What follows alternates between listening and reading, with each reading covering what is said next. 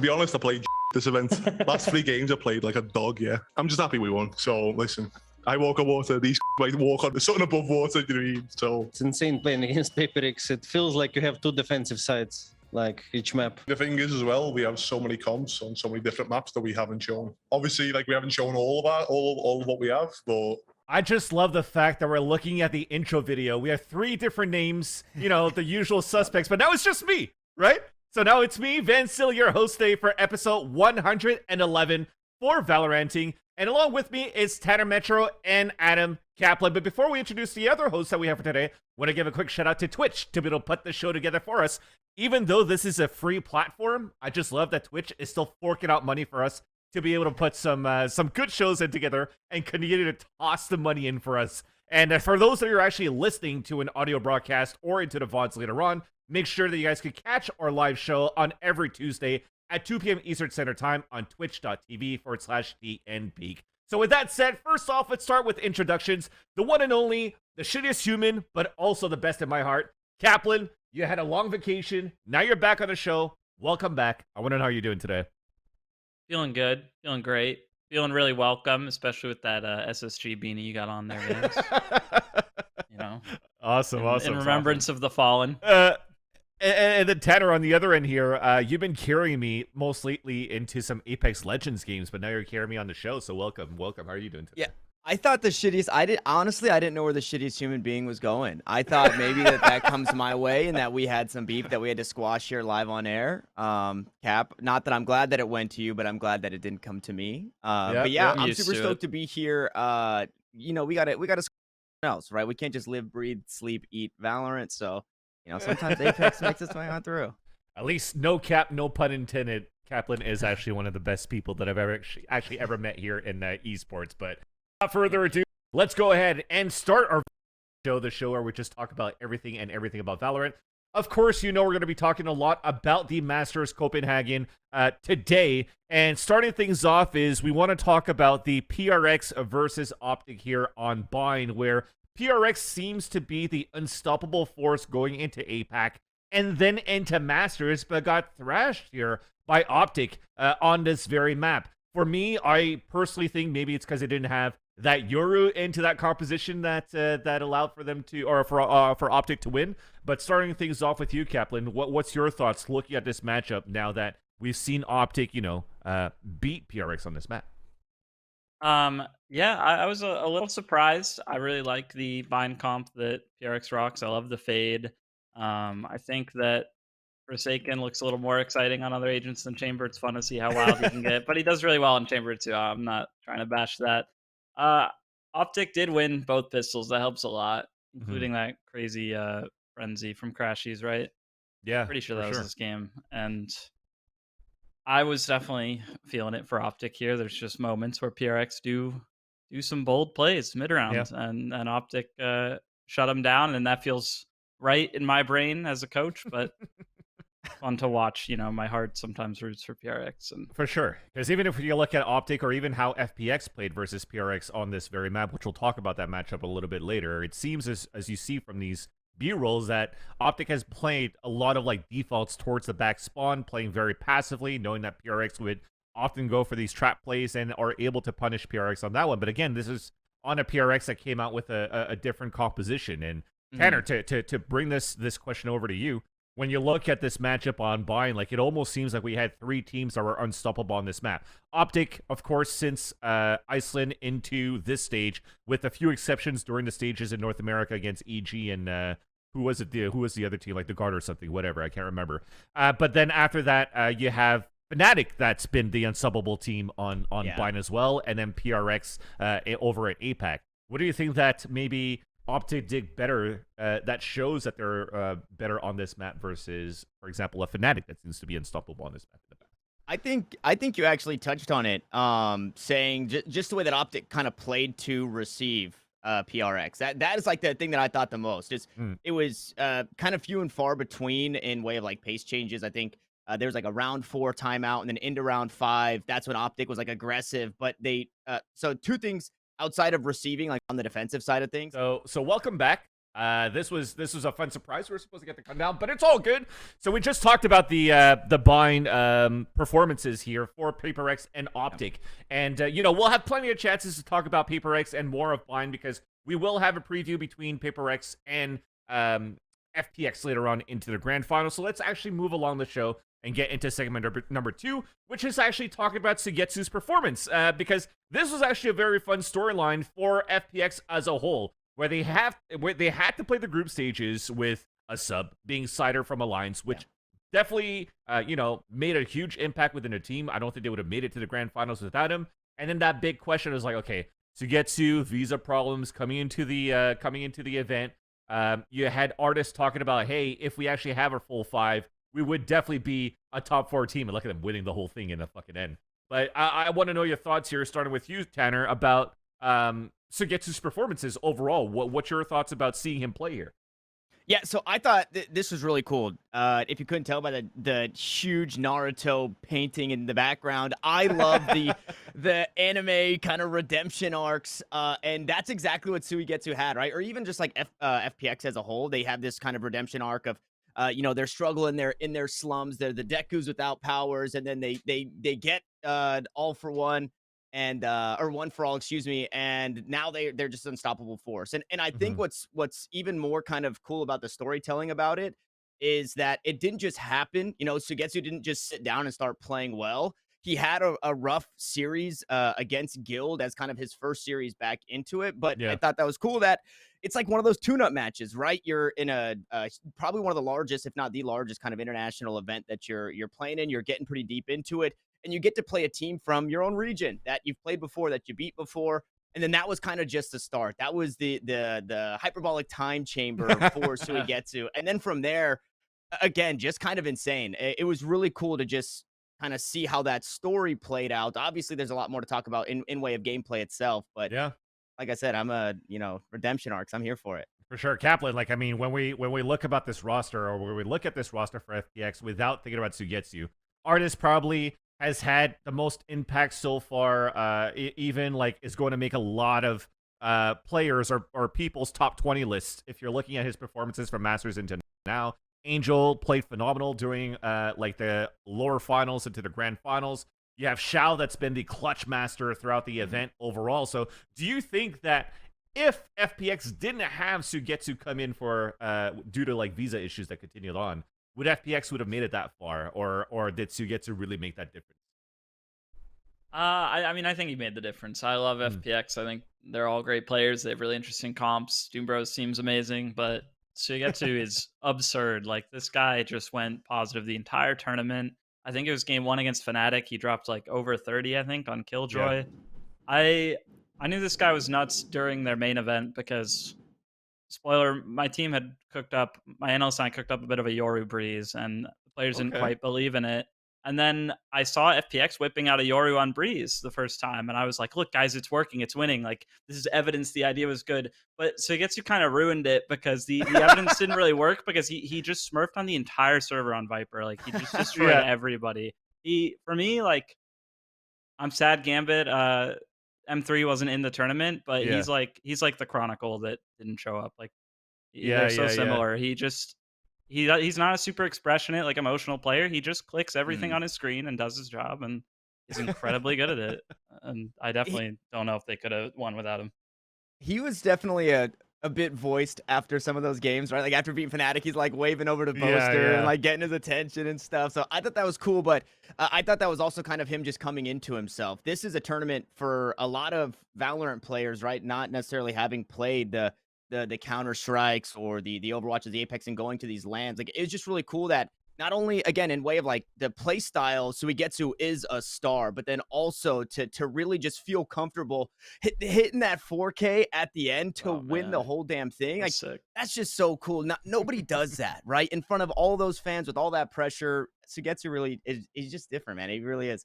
That's the fun part about it, right? FunPlus Phoenix putting a lot of fun inside the server and even outside the server, but I think another angle that had a little bit of fun this event was actually the show production in itself, in my opinion. I mean, if we look at it, there's been some cool segments, some changes that's been going through the run of show or through the feel of the stage overall. We're gonna show a shot right now, so we can have our reactions on it right after and see what you guys think. That is a great question, actually. Are PaperX the best team in the world? I think they definitely are. Most certainly. I have a question for you though. Yes. Where's Tom gone? He was supposed to be up here. You were playing a second ago. What's What's going on? That was Tom. I mean. Oh, that was Tom down there. Yeah. We let him go. Like we took him out. No, I'm sorry. Top of the scoreboard. That wasn't Tom. Okay. It was definitely him playing. I know yeah, what was happening. This is the guy. That's the guy. All right. No. No. You're supposed to be me. Tom, you want a hand there? You want to? Like, I don't know if I can get that off you right now. We'll get production down here. What's happening? Perfect. What's happening, Tom? I've just had a really bad day. Really. It looks like it. It looks like it's been a pretty rough one. You know what? We're gonna get this guy sorted out. My God, Tom, let's toss it off to a break. We'll be back in a bit in game number 2. I love how it goes from like one picture of Mitchman and Benkai on Twitter that turned into a full skit right after with Tom Biz. So I want to know your thoughts here, Adam, looking at the general aspect of it, like the funny feels that we had throughout the event, or what are your thoughts overall versus the other VCTs that we've seen from like Reykjavik and Champions and whatnot from 2021? I love it, man. It's adorable. Like, Valorant Twitter is such a little community, a little family, always memeing, talking to each other, and it's really nice to kind of see that come into the event and the broadcast this time around. It's really like a bridge between the players and kind of production and talent to like do these little skits, and I think it lets the players get their personality out there. I love it. Yeah, well, I mean, if you're looking at the past format before here, Tanner, it was basically like pre-game, stats. We've been through it through the VCT broadcasts, and then it's like a game, and then in between, what was different is like it was always like a telestrated segment, then back to game, telestrated segment, and then it seemed a little bit more monotone. But what do you think about the having less of it, or even almost barely any of it after all? So I think this is a lot of fun, and this is something that they just recently started doing, and I only know this, I haven't watched LCS in a long time, and so I only know this through Twitter and like how much traction it's getting there, but they're having certain players join the casters on the caster desk like during the game, and they're also having players conduct player interviews, and I think you just have a bit more connection, right? Because the players know what's going on the server. Maybe something specifically between those two teams, like in League of Legends, if it's a top laner to a top laner, like to Valorant, if it's a duelist to a duelist, you kind of know that life. So I think that's a lot of fun, and it's cool to see them kind of lean this way. Esports as a whole, I feel like was pretty strict for a while, suit and tie, professional, kind of by the book, and now it's getting away from that. And at first it was getting away from it just in looks, we're dressing a bit more casually. And now we're seeing it in the productions, and I think it means a lot, like Cap said, to just have those connections from the broadcast talent to down to the players. It did seem like they definitely need to workshop it a bit more. I thought that it was kind of out of place to like run through the show a certain way and then just randomly go back to the next two casters that are about to come on for a skit. Obviously, that's going to develop and kind of evolve, but yeah, I thought it was super fun. Yeah, and even the small changes with the telestrator, actually bringing a pro player in so that they could actually talk through like the actual round, so that it kind of shows that as casters, as analysts, we're not talking out of our ass. They actually are explaining the same thing, right? So it's validating. Exactly. We've been validated. We feel cool. But on to the next segment, actually. This is going to be one that's going to be sponsored here by Juke.gg. So thank you so much, Juke, for sponsoring this segment. Just to let you guys know, they actually went into last week into a fundraising campaign. So like a WeFunder campaign to allow the community to invest a little bit more into Juke. Where they have a plan, I think, with some equity to come back in return later on. But you guys can find more details with that. But what they do promise is to make sure that they have a strict anti-toxicity stance to improve the conversation around esports. So you're going to have some very adult conversations around your favorite esports which is Valorant, or it's Overwatch League, or it's Call of Duty. They have it all, even Counter-Strike in there too. So it's actually pretty cool. I actually have the account myself in there as well. But if you want to know where you could actually get into crowdfund and support Juked, it's wefunder.com/Juked. Again, it is wefunder.com/JUKED. You could start with a low investment of a little as $100 US, and then get on to investing with Juked to grow the platform overall. Mind you, I just want to show you guys as well, when I actually am on the Juked app myself, the games that you follow. So I follow, for example, Valorant, League of Legends, Call of Duty, and Counter-Strike, because I actually like AAA titles in terms of esports. And you actually hit the notification button, and you get a bunch of like main storylines around like all the scenes that you follow. So the one that I have right here is on Mikhail Klimentov, that's talking about a little bit more information about the partnership application on the Washington Post, which we're going to be talking about later on today in the show. So make sure you guys stick around, because we'll have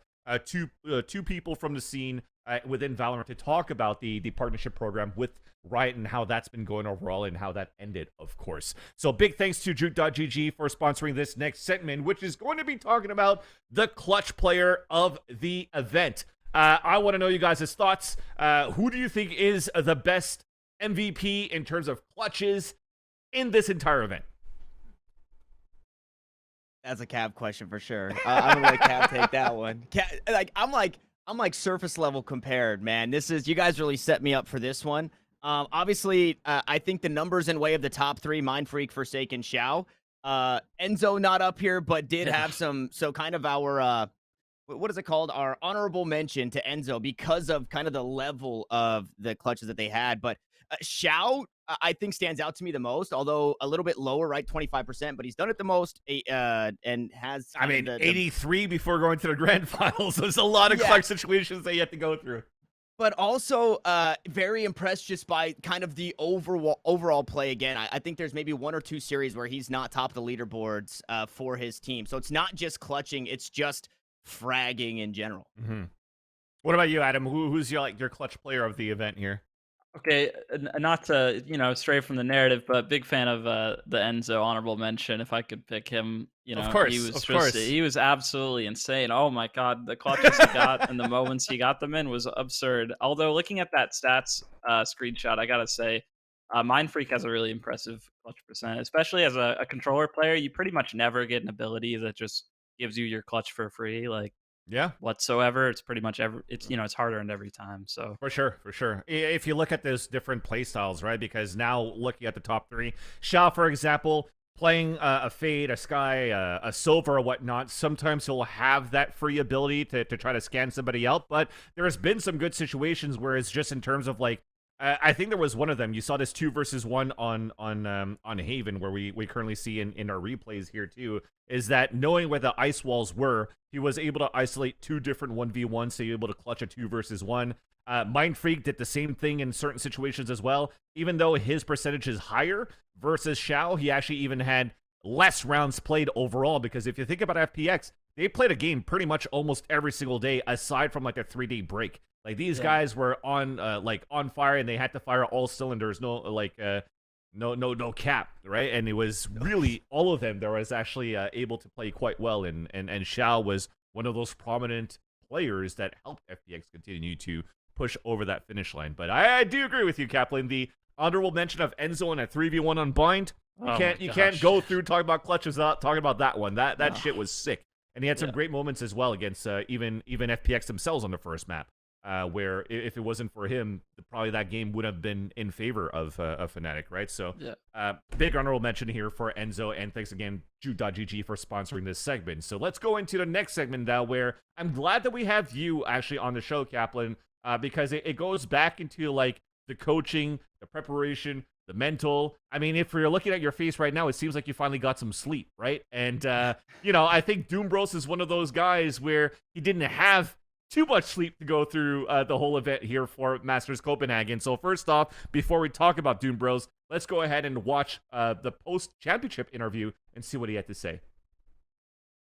Honestly, there wasn't much time to do almost any prep.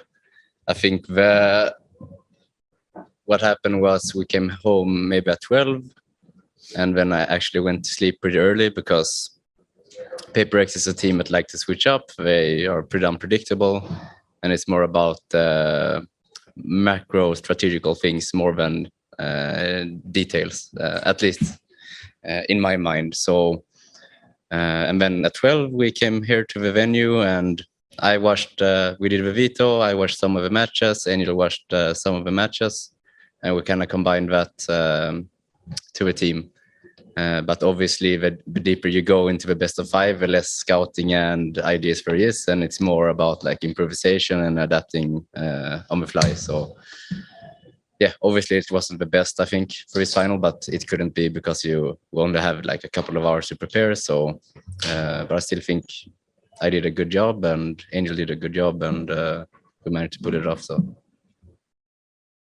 Kaplan, let's talk about that. So a few things to digest. The first one being like, you know, lack of sleep and having to figure out on the fly during these events where, you know, I guess when you had the group stages of VCTs, it was a little bit easier here with Ghost to be like, okay, we have one team to play, we have 1 week to prepare, let's get it through. But then you get into playoffs where you face the same situation as Doom Bros, where you have to play potentially 2 games over the day, prepare for 2 other teams or 1 other team for the next day. How does that go about into managing your literally time management in terms of sleep and preparation, and how to get the best out of it?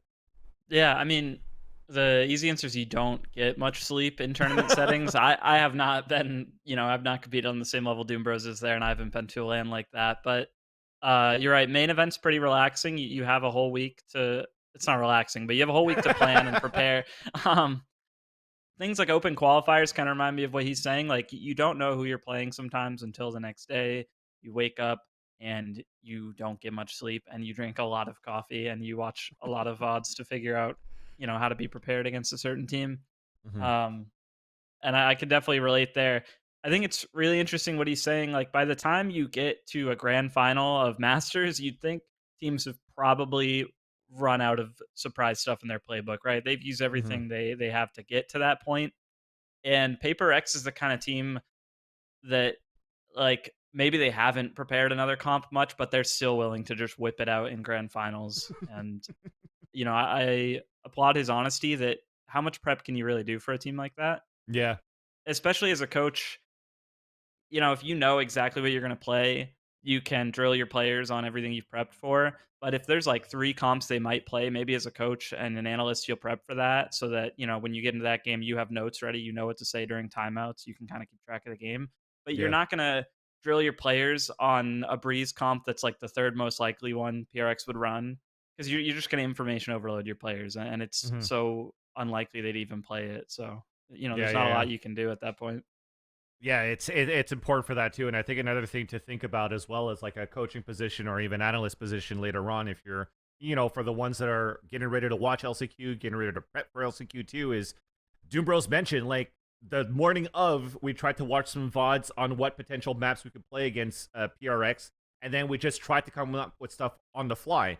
So now it's going to be very important for you to build this environment for your team, for the players outside of like the coach and the IGL, to be like, trust our calls and figure, and like, if we're going to tell you we have to try to do this, don't be like, oh, but we never ran this before, we haven't really practiced it. Sometimes it's just got to be like, trust the process, go through with it, and adapt on the fly, and just trust your raw mechanical skills and also your teamwork to be able to make sure that you win the rounds and throw out the stuff that you have from the shot window from time to time, right? Which is why you saw that PR, we'll talk about it later, but the PRX versus FPX in the grand finals at an 11-1 on a half a fucking Breeze. But with that said, let's go ahead and go into our next segment and talk about the teams that are upcoming actually for the LCQ. This is actually a little graphic that was put together here by Future Resolve 9691 over onto the Reddit scene. So thank you so much for putting this together. We have a couple of teams that are going into APAC LCQ. South American LCQ, there's a little bit less teams, but you have the dates that are going through for those as well.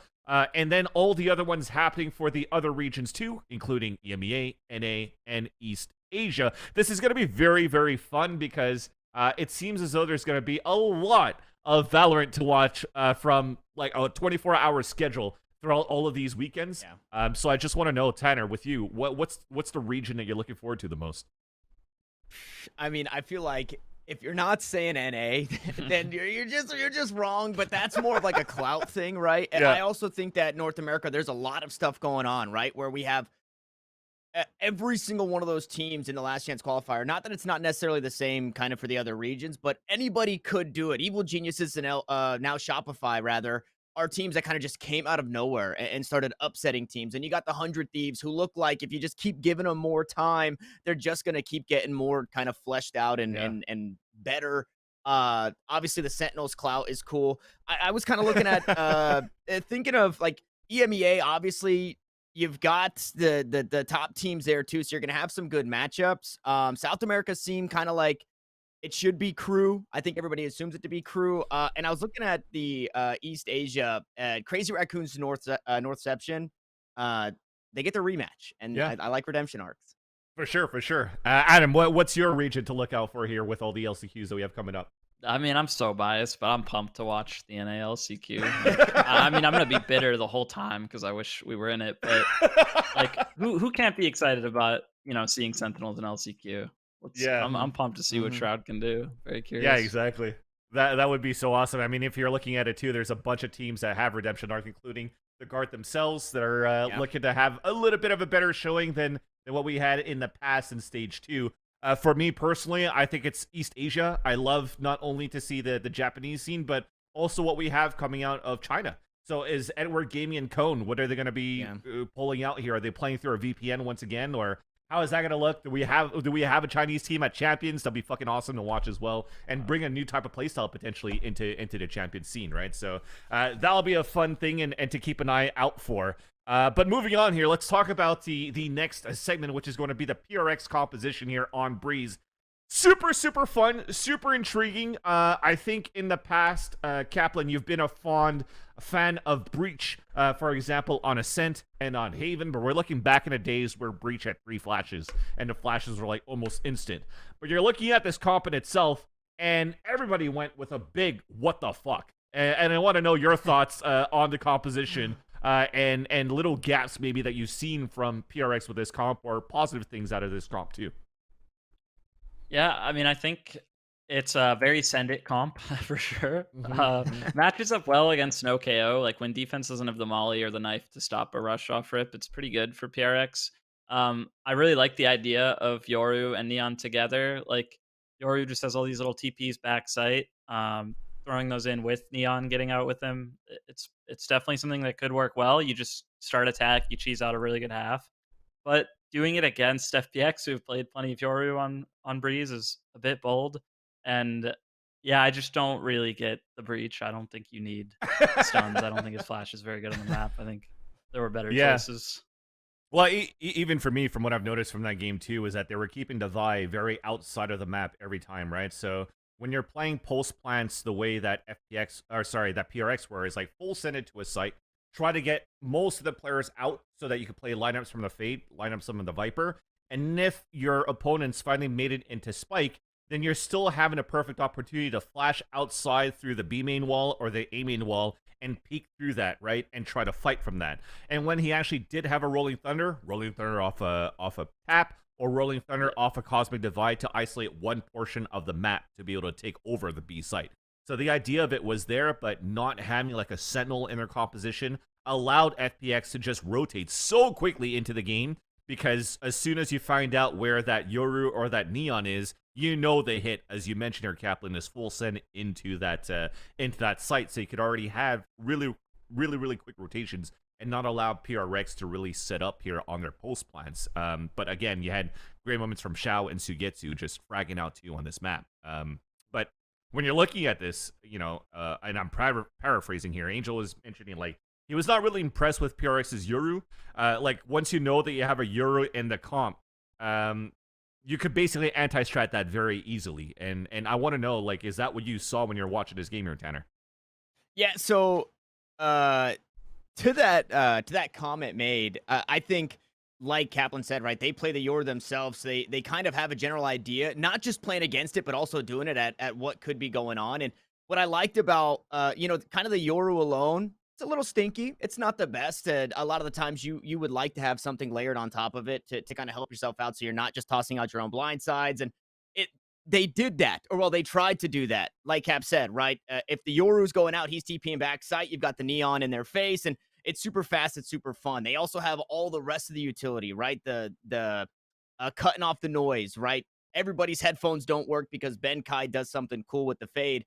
There were just a handful of times in this matchup that FPX were ready for that, where the Nightfall wouldn't land, the Seas wouldn't land, the Prowlers weren't quite finding their mark, and so they weren't able to kind of layer that stuff on top of that Yoru. And then if you have the Yoru figured out, okay, it looks like this. It looks like a 13-9 finish. Almost feels like when you're, and for me, like this type of comp, Adam, it's really like full send, yes, on the attack, and you needed to have so many rounds on the attack because for me personally, it seemed like it was kind of weak on defense, right? You're running a fade where I think you were playing more towards an A or B site, and you didn't have too much in terms of mid control, with the exception of maybe Forsaken with a TP, so that he watches the first 10-15 seconds, TPs away, sees nothing, and then full mid. You could do whatever you want in the map right after here for FPX. So I want to know your thoughts too in terms of like with this comp, would there be some sort of strengths that would work out for this PRX team that could have maybe tilted the score over in their favor? Yeah, I mean, I think that Breeze is an awesome map for Yoru. I think you can play really fast with him and just like throw these TPs backside. But it's just kind of like FPX already pioneered that, and I would have loved to see them like slow it down a little, throw some fakes like default, use that TP to go, opposite side of the map, kind of back and forth between sites more. I think that's if you're gonna try to innovate the Yoru further, it would have been a good way to do it.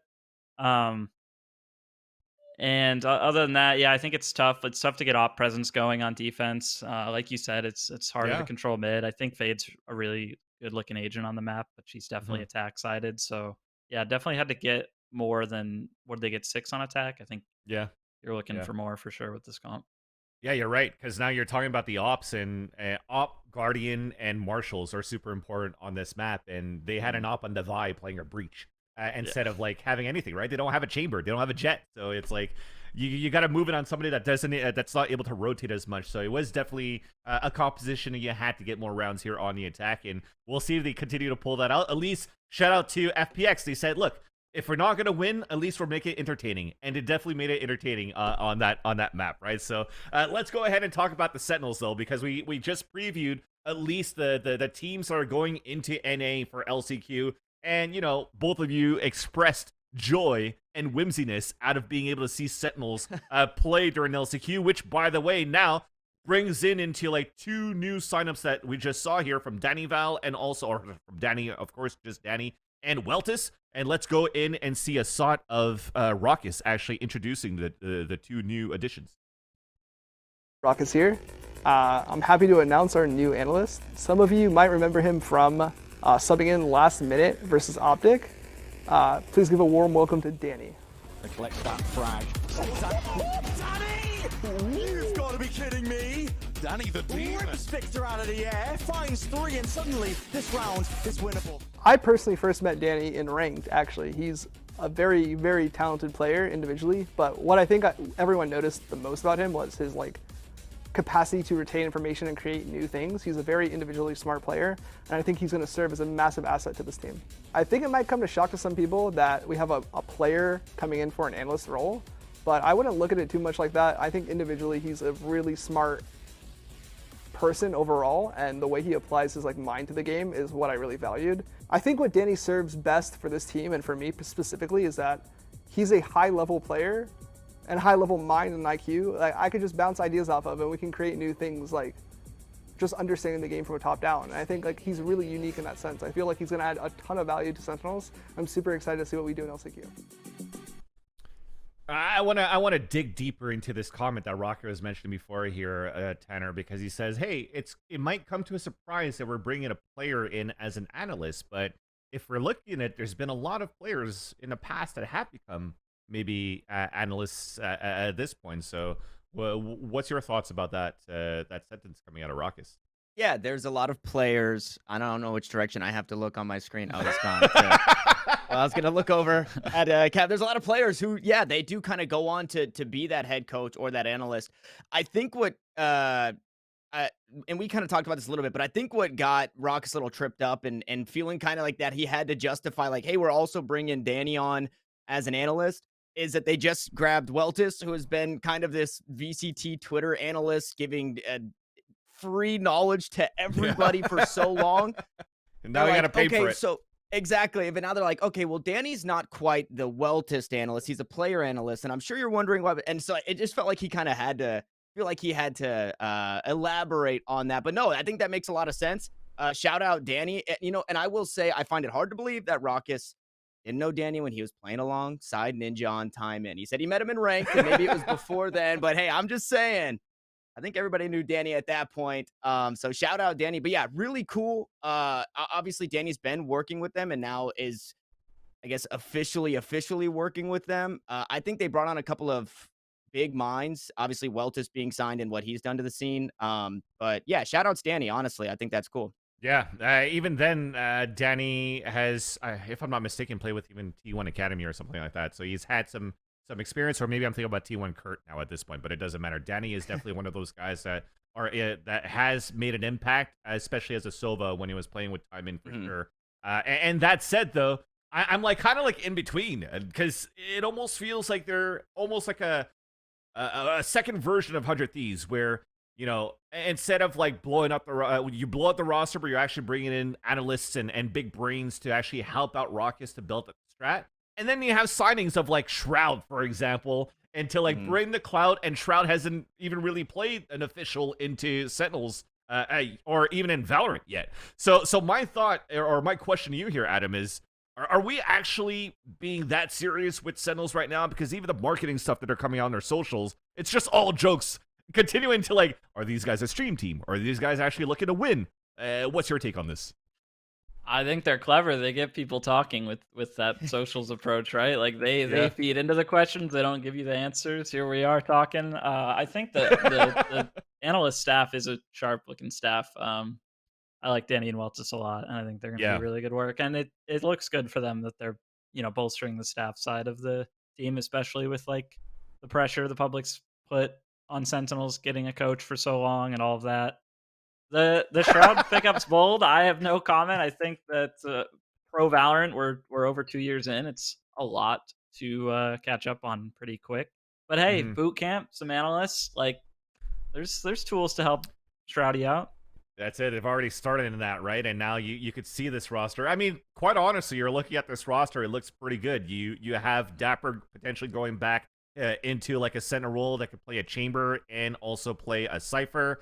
Shazam as well being the initiator. Zelsis is a flex. And then you also have somebody that's still able to frag in terms of tens. I think the roster in itself looks pretty damn good. And I can't wait to see what it's going to look like during the LCQ, but this is going to be very interesting. Another thing as well is that people might have thought that, you know, you're bringing Shroud into the organization because you kind of want to get that clout, get people talking about it, but also have better chances because of that clout to join the Riot Partnership Program. Is that going to be like that ace in the sleeve to try to get into that? And that's the next part that we want to talk about, because unfortunately, if you're looking at everything that's going on throughout the past like 2 or 3 weeks, there's been a lot of organizations that started to crumble, to fall, to pull out of what we thought in the original thing was the Riot franchising program. But it's not franchising, so let's kind of like make that clear in a sense that this is actually a Riot Partnership Program, which then means that the difference is that within franchising, you do need a lot of like millions to buy into a franchise spot, and then basically the organization owns that franchise spot. So a lot of orgs want to get into that, so that eventually, if they get to sell the spot, then that could help into you know, their cash flow to continue to build into something else they want later on. But within the Riot franchising program is that Riot is actually paying organizations to be part of this program.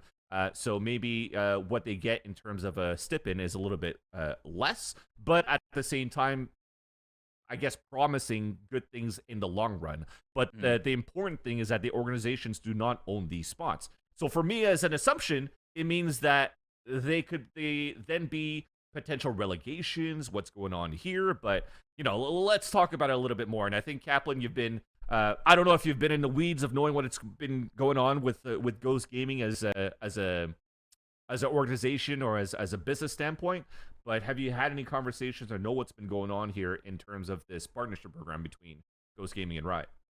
I mean, I can't comment on Ghost and Riot specifically, and I keep my distance there just as being coach of the team. But definitely agree with what you're saying that if spots are, you're not buying those spots, presumably that means you could relegate teams or promote other teams into that league without people going, well, hang on, I paid 20 million for my spot. Like, if that's not the case, it definitely opens up the possibility. I don't know anything beyond that, but obviously I'm hoping that's the case just because I want to see tier 2 Valorant flourish. Of course, of course. I think that's the biggest thing too, right? A lot of these organizations stepping out also has had a lot of people in the community assuming and trying to wonder what the hell is going on here within the tier 2 scene, or what are the criteria in itself to actually make it into the Riot Partnership Program, right? So we have a little bit of a graphic here that mentions the announcement of what we're trying to do with Valorant, what we're trying to build in terms of the ecosystem. Don't forget that there's also been like the pyramid that came out from Valorant to talk about this path to pro. So far we're kind of going backwards in terms of like, okay, well, those that have made it into the partner program, we could actually now talk about the international leagues within the different regions around the world, that there's going to be a world championship, just like a Masters, for example. But what is everything else leading up to that? And I think that's been like the biggest fear for everybody here, Tanner. Yeah, 100%. The teams kind of the way that you kind of paint that picture, right? Not franchising a partnership program, you're not buying your way in. That makes me hope that you can earn your spot into being a partnership program by continuing to show off as an org just in general. But just the lack of clarity on that makes it, I think that's why these teams are getting out, right? Because the tier 2 scene, it seems squished at this point. You're seeing teams start to get picked up. You've been denied yourself, and it's one of those things where there's no clarity on, is this still something worth fighting for? It's super scary. And yeah, I think we have seen esports kind of go down this path, and it didn't turn out too well. So I hope soon that we get that clarity on. I know that Knights had said, hey, we still want to put on events. I think Nerd Street is kind of still in that same boat, which would maybe still give some wiggle room for teams to continue to compete in this tier, or orgs, I should say, to continue to compete in this tier 2 scene. But for now, it's such a gray area. There's no solidarity to it. Yeah, and even in the end, when you're looking at it and you're trying to compare it to like other models right now, like HCS also has currently a partnership program with Halo and how they want to like divide all that. Overwatch League went through the whole franchising thing. I think also Riot learned from League of Legends about franchising as well, where it could make things a little bit more, complicated in the long run for organizations that are trying to build their league, right? Because if you're looking at Overwatch League right now, they're still trying to make back with like all the announcements of like, okay, teams get in, we promise this much, not currently reaching it. And what's cool about it is that Riot gets to own everything at this point. I mean, Scott's talking about it in the chat, and also the assumption here, as Vincent was mentioning, and I do agree with that, is that now that Riot kind of shows that they don't really need the money to be able to run a franchise league or to be able to run a league in period. They have a lot of money already, and they could support a lot into the esports, which means that they care a lot about the esport overall. So then we'll have to see what happens into the tier 2 scene. We just have to stay patient and see what comes out of it in the next few months. So with that, I think it's going to be really fun to actually have a look at our bingo card actually that we have going on as as a joke going on here for the Valoranting crew. We have a couple of teams that pulled out, and you can put some X's on there. Hopefully, we're not going to put an X over this Ghost Gaming logo here, Kaplan, but hopefully we won't get a full line out as well in terms of this bingo card. But with that, at least we'll have an opportunity to talk to other people that have been trying to get into this franchise system, or sorry, the partnership program system, such as Garrett from Knights and also Daniel, the owner of Akrew, and that's going to be coming up later after the break. So actually, speaking of breaks, it's time to go for that break. First off, again, a big shout out to Twitch, to enable the show for us, to be able to put the funding for us to continue this show over here on twitch.tv/do-not-peek every Tuesday at 2 p.m. Eastern Standard Time. Make sure you guys stick around here for the live show. Let's go for that break, and when we come back, we'll have a chance to talk here with Garrett of the Pittsburgh Knights. If you're enjoying Valoranting, feel free to follow us on our other socials. We're over at Twitter at Valoranting, and of course, every Tuesday, 11 a.m. PT, we're live on twitch.tv twitter.com/DNPeak.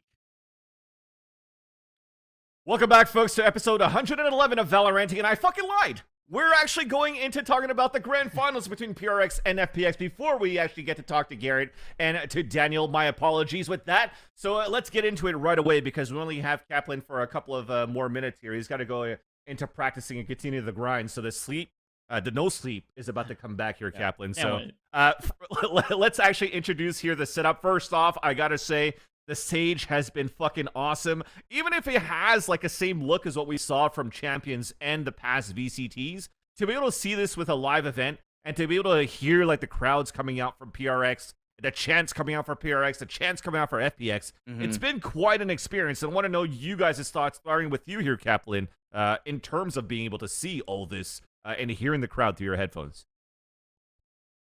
Ton of fun. I mean, I absolutely loved it. Just it looked like a pretty modest crowd, right? Compared to like, maybe if you're tuning into a certain CS event or something, but having a crowd there, having cheers, seeing people get hyped, like I was a little nervous at first because the crowd didn't seem crazy high energy the first day, but then like by halfway, you look at grand finals, jump into halfway through that, like the crowd's pumped. I don't know. Like obviously I love watching Valorant so much. And I never know, like, is it that fun for casuals to watch? Like, how does it feel? It's a mystery to me. I'm too biased to answer that question. So seeing people, like, have smiles on their faces and jump out of their chair, for me, it felt really good to see. I imagine for the players, it was a ton of fun. I mean, like a fucking artist walking out, too, man.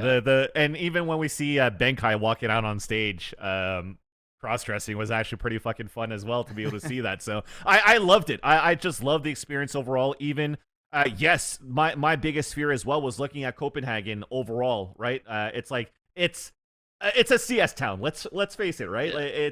It's very predominant within Counter-Strike. I mean, you also have like Astralis and stuff that's in there. Blast when they have their events there. Huge population in Counter-Strike. So I definitely had the same fear, especially when even Valoranting retweeted the fact that day one in the playoffs for the crowd only had like 30%, 40% of the seats sold.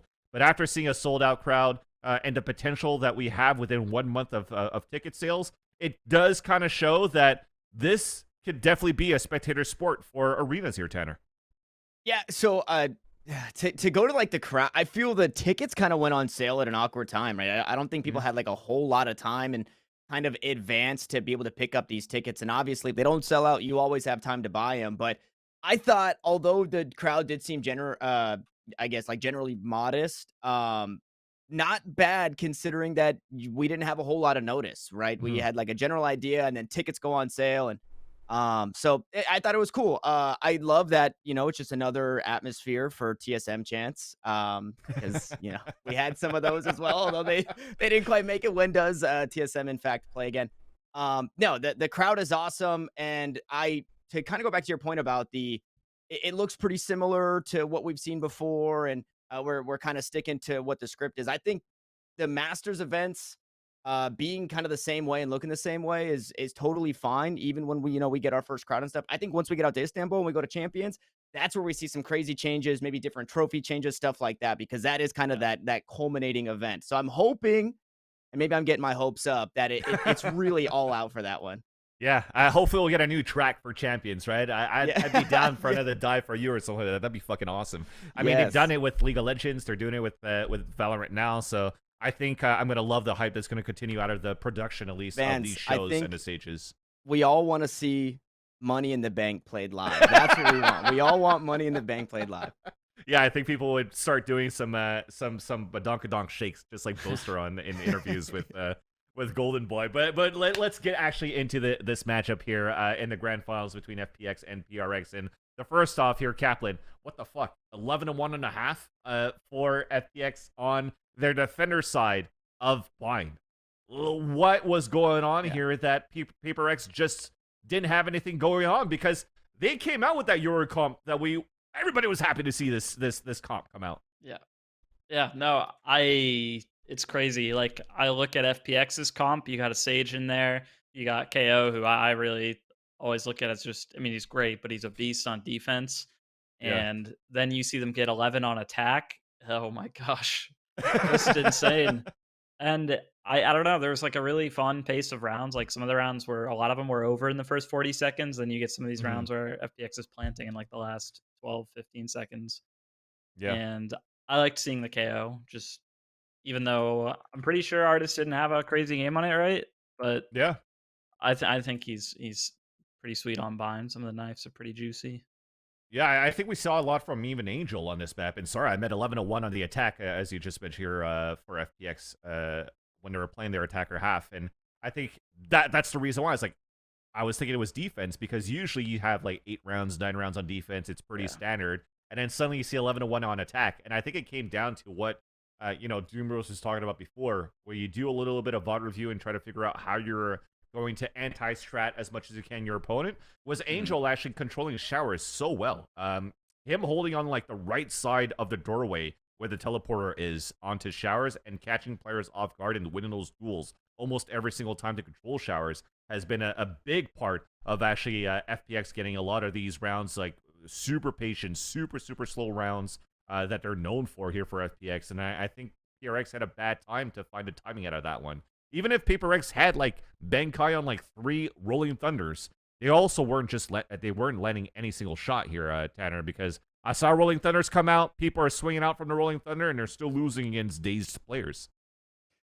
Yeah, and so even though we didn't get a whole lot of it because it was a fairly quick finish here on the defensive side, I thought what FPX was doing well was what OpTic did really well. And you saw in this round where obviously the spike is planted here on the A side, but even before then, it's kind of like giving them some like a false sense of security where they've assumed the site for a good bit. FPX in way of receiving them or kind of just letting them have their way with the site. And then that false confidence is gone because so much util is still available and the site is completely just pushed through. And I'd like going back to the OpTic on bind against PRX and now the FPX on bind. That is kind of what stood out to me, is kind of letting them feel too safe into a position where they can't find these quick rotates. You know, there's a few players that are just outside of range of these teleporters and they can't kind of punish these early rotates coming out from FPX, which weren't necessarily, I guess, something punishable. It was more how they wanted to play. Also, I think Jing, that was his first time on stage, right? With actually the biggest crowd. And although he had a decent performance in that first match, well, he did as good as he could. It's just, jitters. I think jitters is a big one for this team on that stage with the crowd being as big as it was. That's an interesting actually comment as you're mentioning here, Tanner, because you talked about Jing where he did the best he could for the first time and on stage for PRX. But if you're looking at, if you're a stats Samantha, then you're looking at the scoreboards and then you're seeing that Jing is actually on the top every single time. One person, as we're looking at him right now, is potentially even Forsaken that didn't have the best opportunities of being as explosive as we wanted to throughout the whole series. So Kaplan, was this like a simple FPX not only learning the type of rotations, but figuring out how they could shut down Forsaken throughout this whole series? Yeah, I mean, I think the way PRX play is like these agents they play, Neon, Yoru, it's a lot of set pieces, like, especially with Yoru, but Neon, you can play in kind of a loose way, but a lot of the time it's like set aggro plays. And if you've shown them before, if a team has your number with it, I think you're going to get dismantled pretty hard. And FPX is a team that's shown that they're really good at anti-stratting, studying opponents, and especially pulling out Yoru on 2 maps, putting him on Yoru, and playing a team who's familiar with it. Like, it puts your hyper carry in a tough spot if you want to play in a set play style and a team has your number. Like, it becomes less about that player's potential and more about, is the set piece catching them out or not. Yeah, and at least if we're looking at the overall, I mean, there's so much to talk about, but I think we have to sum it up in a bow here if we're looking at the series overall between these two teams. Because if you've missed the chat, you definitely have to check out the VODs. Yeah. Another one of those series where, coming out of an interview from Artist who was like saying, please, Doom Bros, stop picking fucking Icebox against our opponents. And then you have a 2-ban map advantage for PRX, and out of the maps that are still available, the first map the FPX picks is fucking Icebox, and they still lose it against their opponents. But you had to figure out what could be like the winning factor here that could allow FPX to finally beat and win Icebox. Now with all the repetitions, hopefully they'll get it. But again, let's tie a knot into this this preview end a recap here of this grand finals. Starting with you, Tanner, who do you think was the MVP here, looking at the whole series overall? I mean, it's hard to not say Suygetsu because of how good he looked. I think Xiao also up there. Yeah, I mean, I guess you probably just give it. Oh man, the rule of cool. I want to say Suygetsu, but Xiao actually is not only the initiator for the team, but was the fragger for the team, was the clutch master for the team. Xiao did so much for the squad. I think everybody really had their moments. Yeah, I don't know. I'm still torn, actually. I'm still torn. Maybe Cap can pull me one way or the other, because Xiao and Suygetsu, I mean, just really had a standout performance when it mattered the most. Yeah. What's your thoughts here, Adam? It's tough. I think they're both insane. I guess I'll give it to Suygetsu just because the way PRX plays, he's in these hard anchor spots, and he had a really big series. I mean, making sure your anchor does not have a bad game against a team like that is pretty important. Yeah. And I think he really pulled through.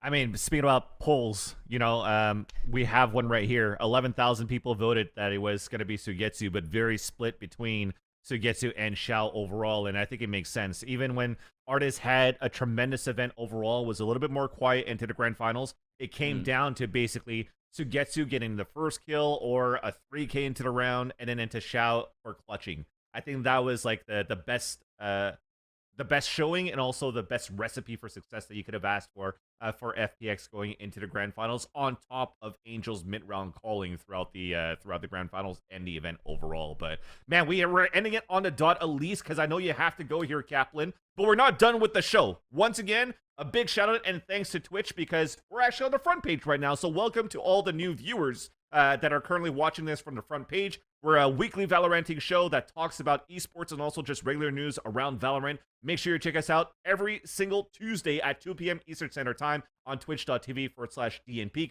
And of course, big shout out for Twitch for making this possible, at least to fund us and also to put us on to the main screen. That said, though, it's time for that break. And now I haven't lied. Coming back from it, we'll have an interview with Garrett from PK Knights, and also we will have an interview from Akrew CEO being Daniel. So let's take that break, and we'll see you right on the other side.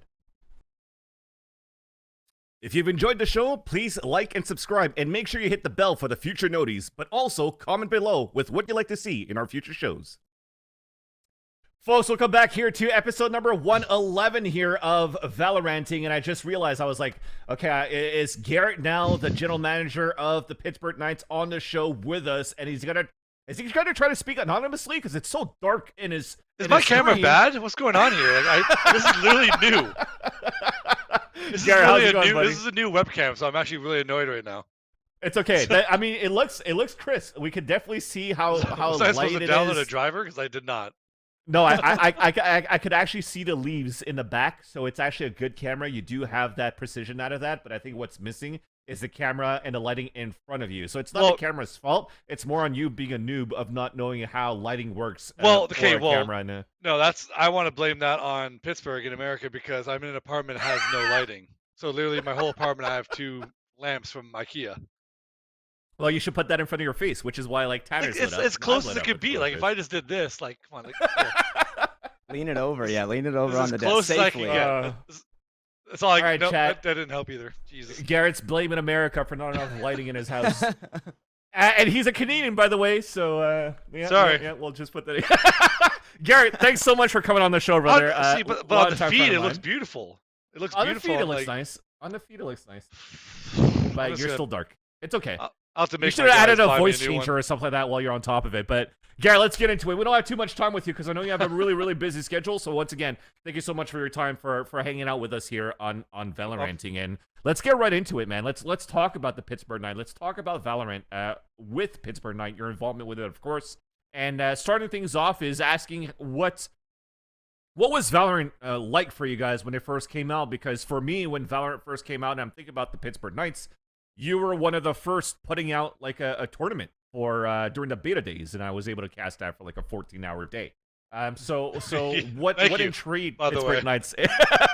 Lower your rate to do that for us. We really appreciate it. There you go. Anything for a friend. But I also want to say, any gig you've gotten now, you can. Thank you. You're welcome. We got you in. So thanks, Gary. Okay, Gary. Thank you. But initial reactions actually of Valorant from the Pittsburgh Knights perspective, from a business perspective, what enticed you guys from wanting to get into this? Well, honestly, it's very, at least in my opinion, everyone has their own opinions, but I felt like when it came to new titles and new games, it's not often a new game comes out, and at least one that has a lot of hype. Like, I'm just trying to think back. Like, I'm probably gonna miss some because there are some games I just I don't care about. Yeah. But like, there's Valorant. Like, Apex was huge when it came out. Halo had a big jump on it, but then outside of those, I'm drawing blanks. I don't know what else has come out that's like really grabbed my interest in terms of like an esport that could potentially be something significant.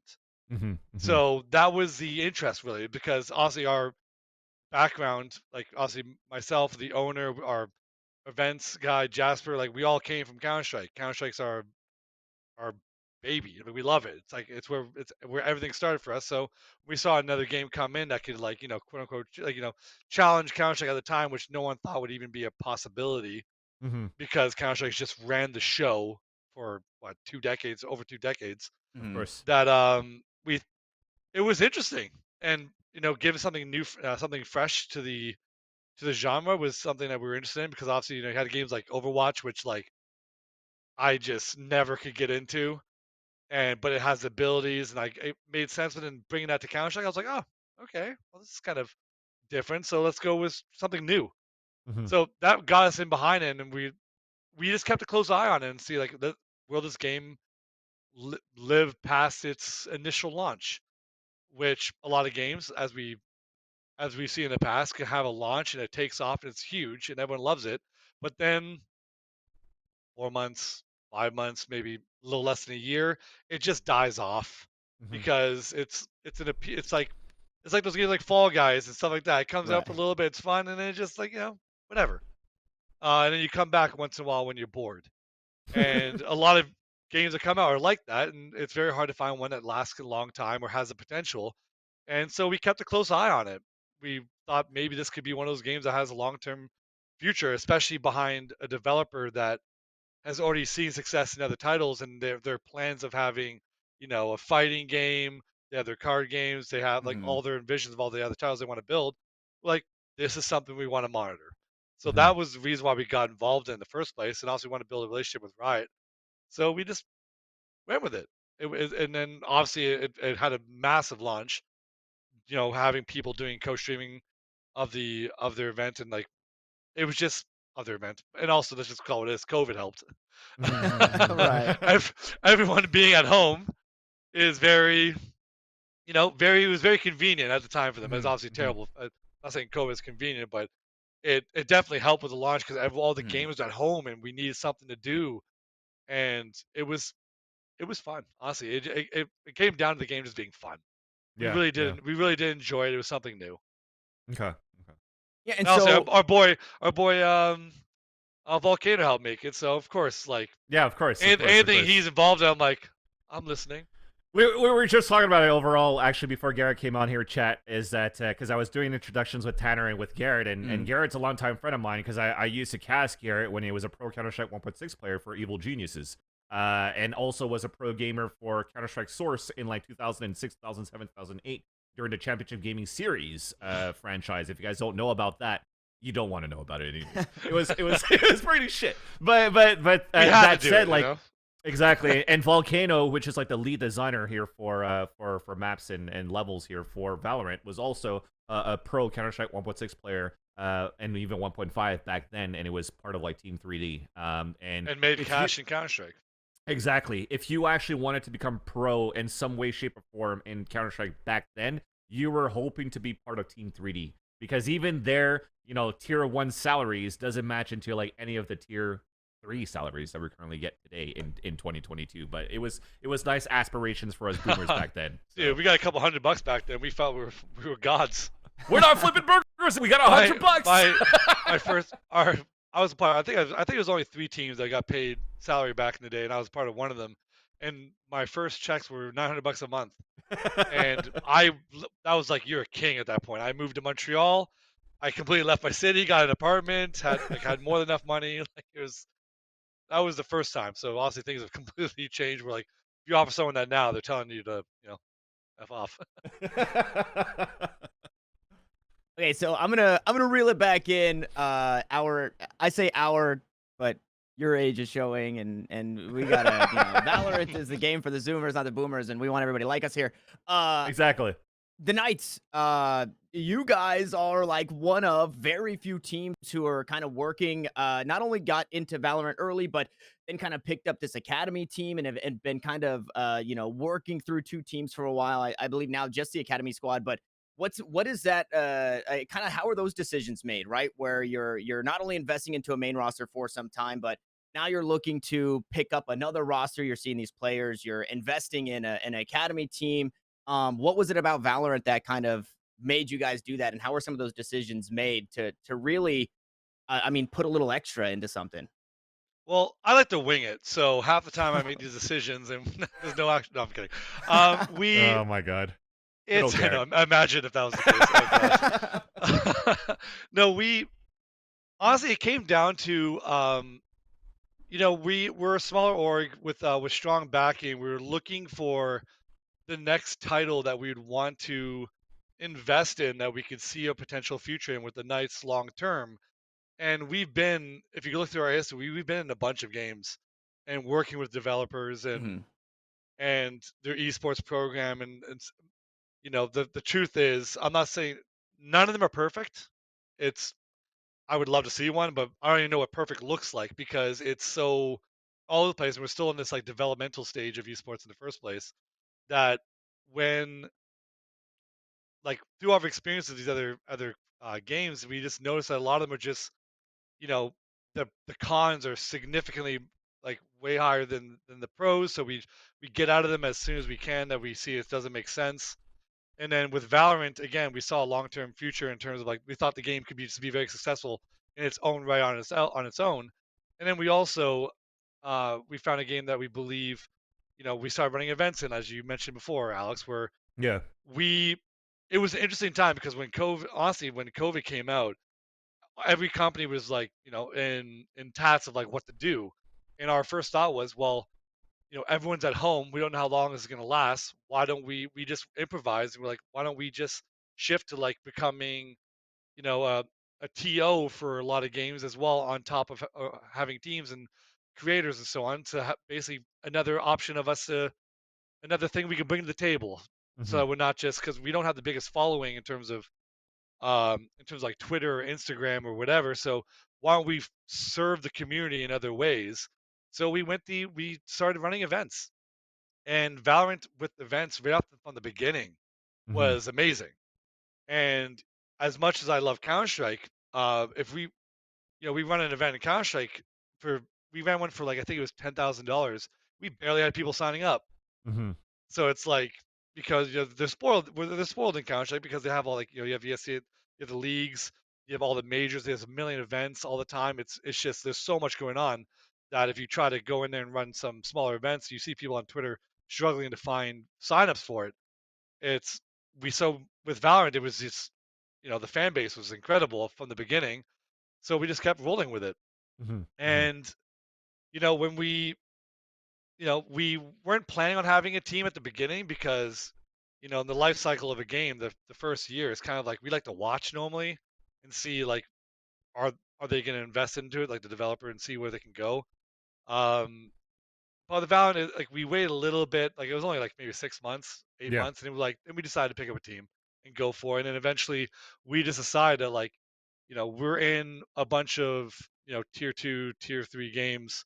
Rocket League, I believe, is tier 1, so we are in one tier 1 game. We were looking for what's another title we can get into that we believe can really, have the potential of being a tier 1 game, and Valorant was that answer. We didn't think. I don't want to shade other games. We didn't think Apex was going to be that. We didn't think like I don't want to shade out all the other games, but like we thought they were good games, but they weren't in the competitive Promising aspect for you guys. what we were looking for. No, they were more influencer heavy, I would say. That we decided not to go that route because it just wasn't for us at that moment. And so we picked up the team and we decided, we don't know what the future is going to lie in Valorant and what their plans are, because like no one did until X amount of time ago, that we decided whatever it is, we've been having a nice working relationship with Riot, with events, and just our communication has been very positive and significant. And that meant a lot to us because if you've talked to other developers, I'm telling you, it is trash. A lot of them, and it's just they're hard to work with, they're hard to talk to. They don't provide any like feedback, or emails take months to respond to, and it's just that's not what we want. And they were very interactive, and we're like, all right, let's go for this. And whatever the plans in the future, we could try for it. And if not, then if we don't get it, then it's still a fun game. We love it, so we're gonna keep rolling with it.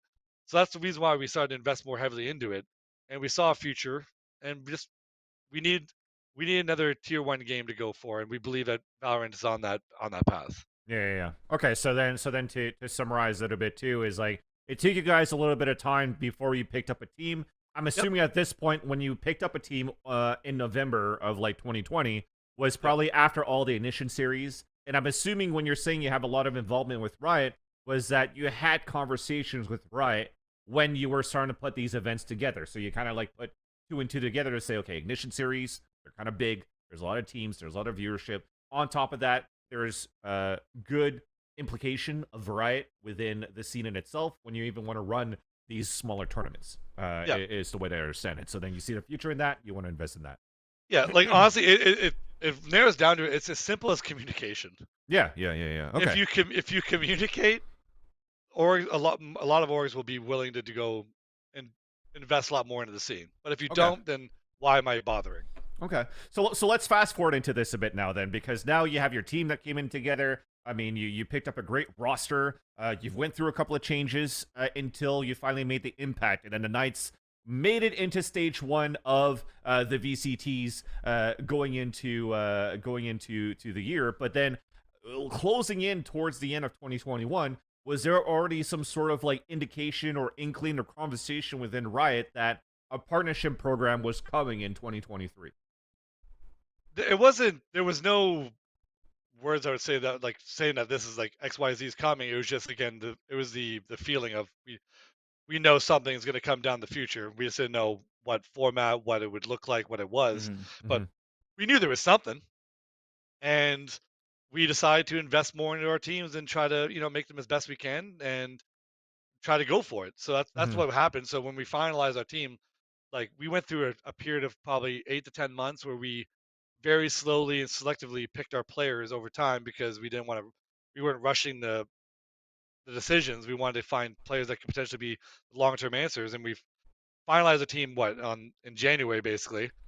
That the goal was just to make it as best we can, and we went into the playoffs in the first stage. It was very successful, and then we just kept investing, kept going. We had the academy team, and working with them and trying to build them up so that if we did, get into the future, whatever it was at that moment, we didn't know what it was.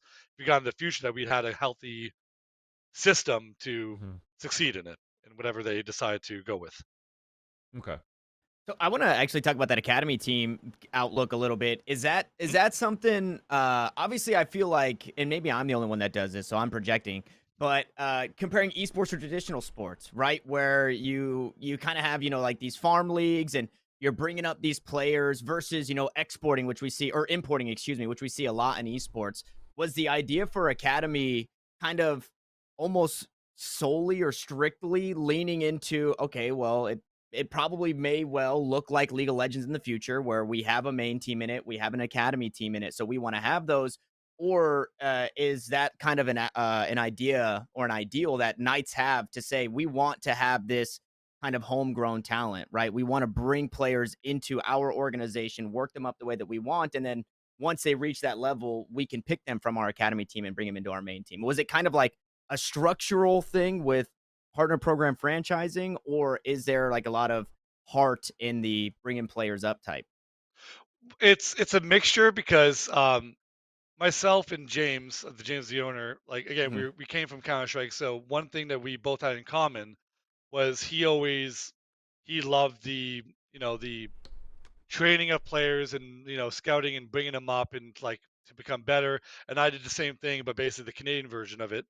And we always enjoyed developing players, so that when it came to Valorant, and it's always been a passion of ours, so that we always thought about doing it, but then once we made that decision to really fully invest a significant amount of money more into the scene, into our main team, it's just makes business sense in order to have an academy team that can funnel into your main team in case there's any issues, whether it's performance or personality or whatever it is, because a lot of teams in esports, they're, you can support them as best you can, but they can be unstable.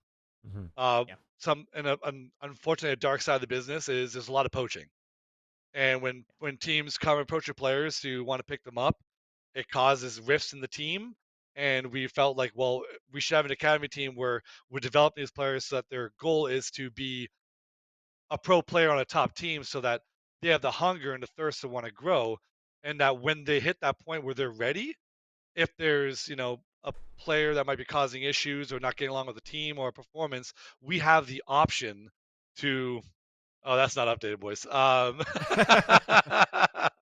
We have the option to bring them up to the main team when necessary, and we did that. Like, there are some academy teams in other sports, other esports, that they have them, and a lot of the time it's just for show. They don't really develop them. They don't put much into it, and then there's no real opportunity for them to move up. And our academy team, I told them from the beginning, if you're ready, you will be moved up. So the deal that I had with them was, if you're on the academy team and let's say a top team approached them to pick them up, that wasn't us. We had to make the decision, if they can't replace a player on our main team at that moment, we would look to do as best we can to move them on to the other pro team for their opportunity. We wanted to. We felt that the success of the academy wasn't necessarily moving players up to our team, but just graduating them to another team as well, which might not be the smartest move, but we thought if we could show success in that more players be willing to go through the system and want to play for the Knights overall. And we had Scuba, who, like, let's call it what it is. He was on KCP before. I feel like they made a huge mistake in letting him go. And we picked him up for our academy team, and it took us like a month, and we were like, "What is this kid doing here?" And then we moved him up to the main team immediately. And then there's a couple guys on the team now where, like, obviously everyone knows we put our players, on the market, but like, they were, if I'm being realistic, I would probably say a month or 2 months away from like really pushing to move into a spot on the main team, because they've been very impressive. So it was a side of, we wanted to develop players, Tanner, and then also we need to protect our investments so that if we got into whatever was the future of Valorant, that we had a pipeline ready, so that we were secure, so that if a player had to leave or cause problems, that there wouldn't be any downtime. Because if you lose a player, let's say Ziff, our player, like, hated us and wanted to leave, and we sold him to V1, then that's how many weeks of tryouts, then bringing the players back up to speed. It's just a huge loss of investment that people don't think about money-wise. It's like, oh yeah, we might have got $200,000 in the buyout for Ziff, but we just lost $150K in salaries of trying to get things back to where they were. It makes no sense. So I didn't want to do that, and we wanted to make sure we had a pipeline ready to fill in the gaps when needed, if we needed them. Hopefully that never would have to be the case, but in esports, from my experience, it's finicky. Yeah, that's actually an interesting angle, actually, to look at how your investment is trying to go from like the building the academy team of trying to protect some sort of like cash flow to make sure that you can invest into a main team. But what happens in that case, even for somebody in your main team that wants to move into another team or whatnot, that has potential as a buyout and stuff like that too? What are those considerations in order to say this is a right move for us to move, for example, Scuba, if he wanted to join a different team or not? Is it the same type of like train of thought? Yeah, it makes it easier. Like, I'm putting hypotheticals. It's not real things here, but like, I'm gonna stay with Ziff because we were talking about him. Ziff. Well, he's probably a terrible example because he plays every role. So I'll make it simpler. Ban. He's the duelist. Okay. Okay. If Ban wants to leave and is causing issues or whatever it may be, and our academy player who's a duelist at that moment is like close or like reasonably close to replace him, or like fill in the gap if he was to leave, then I consider it. But if Ban is like wants to go and the academy player is not there, and then there's no one available in the market that can reasonably replace that player to have us perform at a similar level, if not better, then all it does is hurt us, and it's not fair to the other 4 guys and the coach that I actively make the team worse. When they've been playing 8 to 10 hours a day as a unit and trying to improve, it's just not fair to them. So if someone's available and ready to move in and we deem it's the right move, then we do it. But if they're not ready on the academy team, then it's more of a judgment call at that point. But we felt the academies are meant for that, and you see a lot of academy teams; these players have no chance to move up, and it's like, it's at that point I get why they do it, but if they have no realistic chance, and I'm kind of confused honestly. What's the point? So those ones are iffy, but we felt that we recruited players that we had it was high risk, high reward, where they have a high ceiling if they hit everything they need to hit, but they also can, not develop and crash and burn. It was, but we wanted to take those gambles, and the guys we have now that are on our team now, like these guys are some issues for other teams. So we're like, they were pushing for a spot until everything, happened. Well, let's talk about that. Let's talk about everything that's happened in the past few weeks. Yeah, no, it's a perfect segue because I actually want to get into it because you're a busy man, Garrett, and you talk a lot, but I love the information that you give. No, I'm just kidding. I'm just fucking with you all the time. You know me, Garrett. But no, it's actually very important to get into this segue and to clarify and to clear the air a little bit of what's going on with this partnership program. So let's get into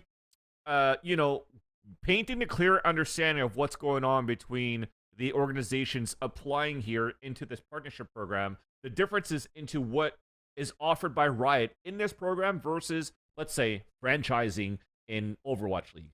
And I also want to make sure that you don't give away stuff that's like part of like an NDA or something like that too, Garrett. So I know you're smiling. That's why I'm talking a lot, so you have a chance to like think it through and then let me know like what are the clarifications and what are the clear guidelines that separates this partnership program from Riot versus a regular franchising system here that we currently know with, for example, Overwatch League. Well, like the only thing I really comment on like the stuff that's just basically already out there. That's like. That's been well, make it clear for us because people are just reading like the first lines of like articles, not really understanding what's going on. And then now, if you're looking at the past few weeks with like 8 to 10 organizations saying, "Hey, we're stepping away from the Valorant Partner Program," everybody thinks that the Tier 2 scene is dead, or everybody thinks that we're going into franchising. So, what is different versus what we know of franchising? Well, franchising in general, again, there's a lot of opinions around it. It's, with Overwatch and with Call of Duty, and like I appreciate their ambition of what they're trying to do, and obviously they got, let's just call it as they got screwed by again COVID, like just brutal timing. But at the same time, like that's a hefty paycheck to get involved in, and the risk for that is incredible. Yeah. Whereas, in this program, they having the the no buy-in portion of it and just being partners with the developer. It's more about being partners with the developer than necessarily like, the franchise system, which is just, you own this and like you're just, I don't know. I don't want to talk about franchising. I don't like it. Never really have until like the esports needs to evolve before that becomes something that I even be interested in. But like, if you looked at League of Legends, I'll tell you what I saw at least. In League of Legends, you saw what they did. Yeah. Okay. But let's explain it a little bit. What did they do? They had to pay $20 million or whatever is that cost. It wasn't that much. It wasn't that much from what I was told. I don't know. I want to make this clear. I could be full of shit here. I don't know. Whatever they paid at the beginning, people applied for it, and it was something. It was new. The game's massive. It's huge. That everyone went for, and they made the closed league and so on. And it was successful. The teams that were in it were very happy. The majority of them are still. I don't know the majority, but like a significant amount of them are still in the title. And the game is just wildly popular. And when you see something like that be, from the outside looking in, successful, in comparison to a lot of these other partnerships and other games, which are not successful at all and are pretty bad, that you believe that if something's gonna, like, if you were to bet, if I'm gonna bet on something working out, I'm gonna bet on Riot and Valorant, then I'm gonna bet on whatever game you want to talk about. So I'll why take is that? What because what they've is shown Riot giving? they've shown some success. The teams that have been in League of Legends, when I'm talking to them, they've been happy, and their brands have grown, and like it's again, nothing's perfect, but the teams that have been in it, it's been successful. It's still a massive esport. It's been around for X amount of years now, and it's still doing very well. I love it myself. I'm a fan of it. So when I see that success, I'm like, if another developer, if they can do this again, hopefully, but elevate it, because when they did this, what, I don't even know how many years ago, 8, something like that. When they did it 8 years ago, they've learned. Publishers and developers learn from mistakes. So like when they did it XYZ way, now they've learned, and they've so when they do something new in Valorant, they're gonna apply what they've learned and what succeeded and what didn't, and try to narrow it off. And we believe that's a gamble for us to worth take.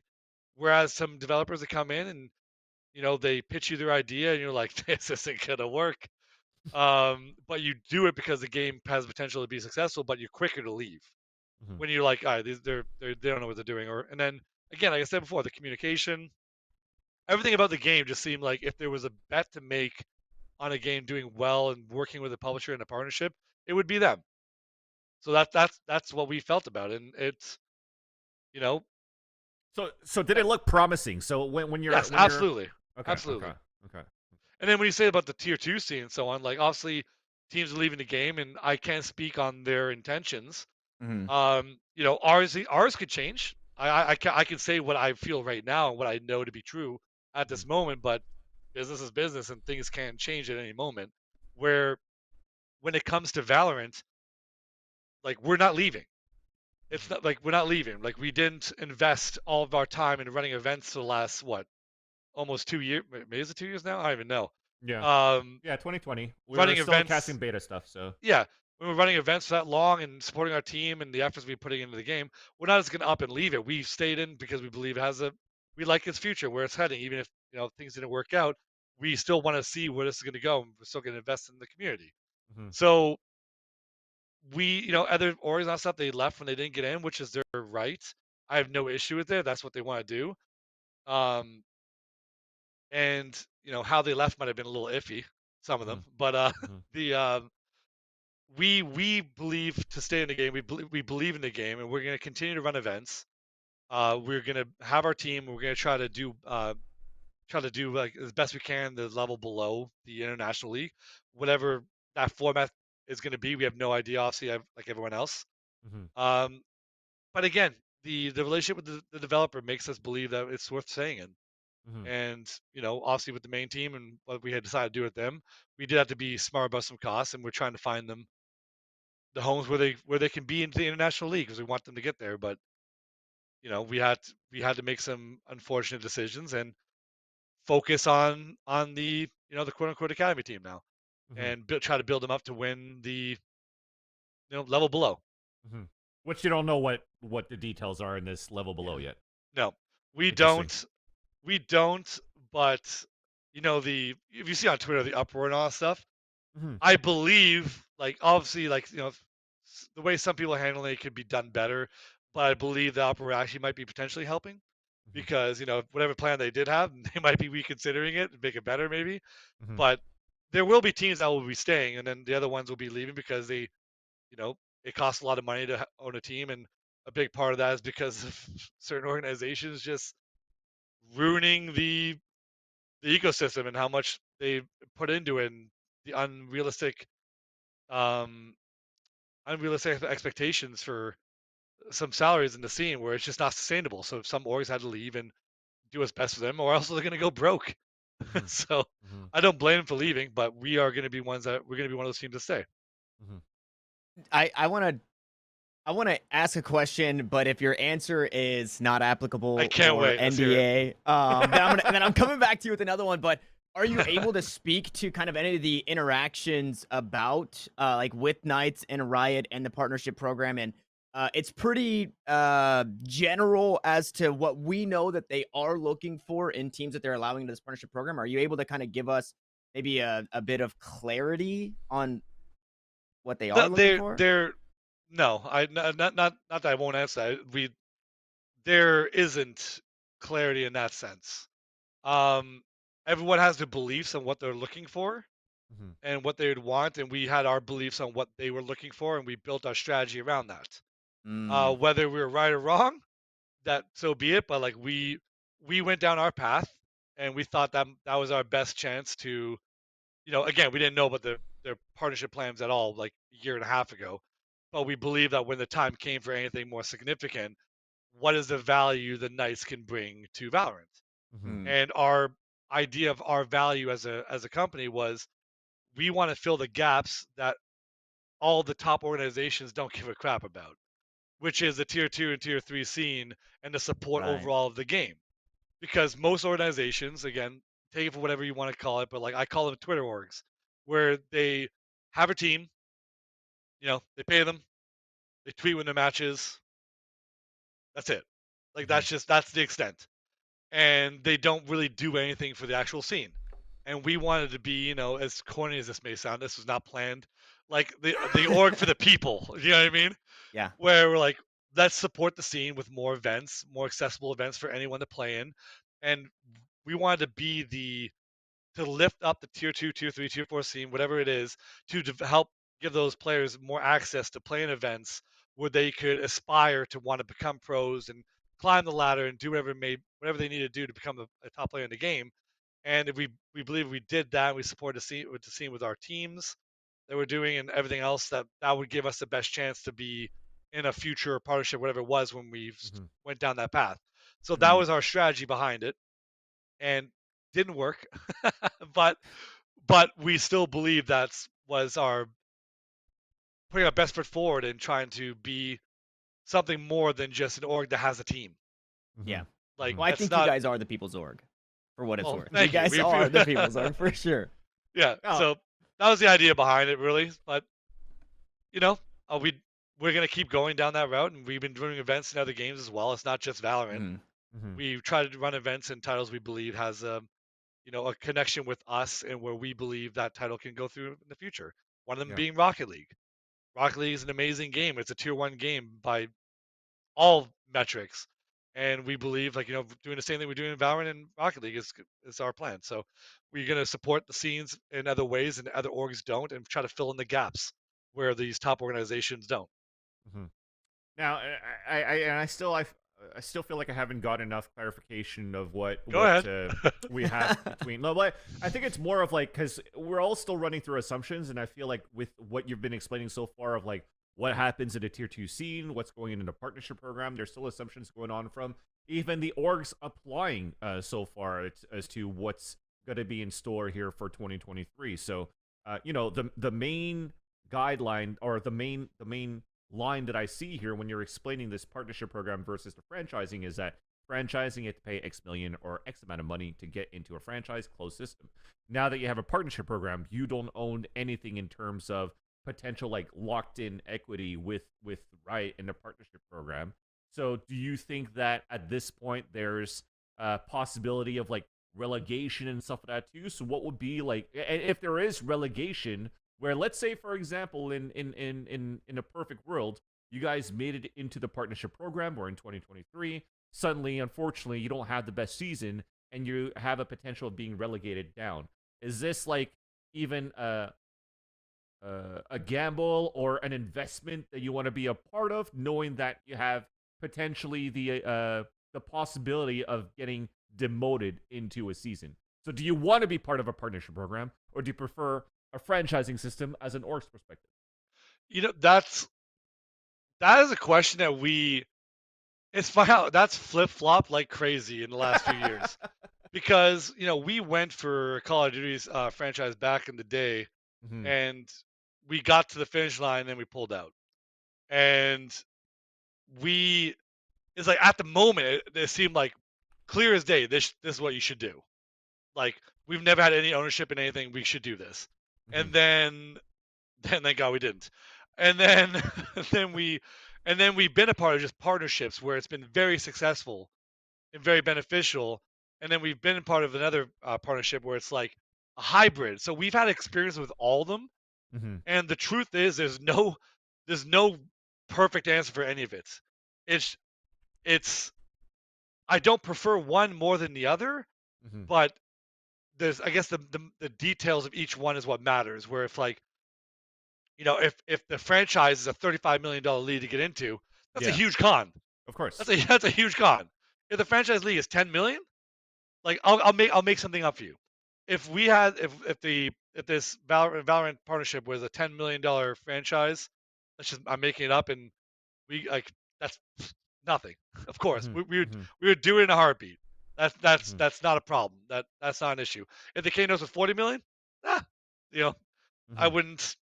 That's a little more of a question. So it's kind of like it's in the air. I don't have a great answer for you on that one, Alex. Yeah, It's yeah, yeah. just it depends on who they. Honestly, it's not as wish-washy as this possibly can be. It's dependent on who they are.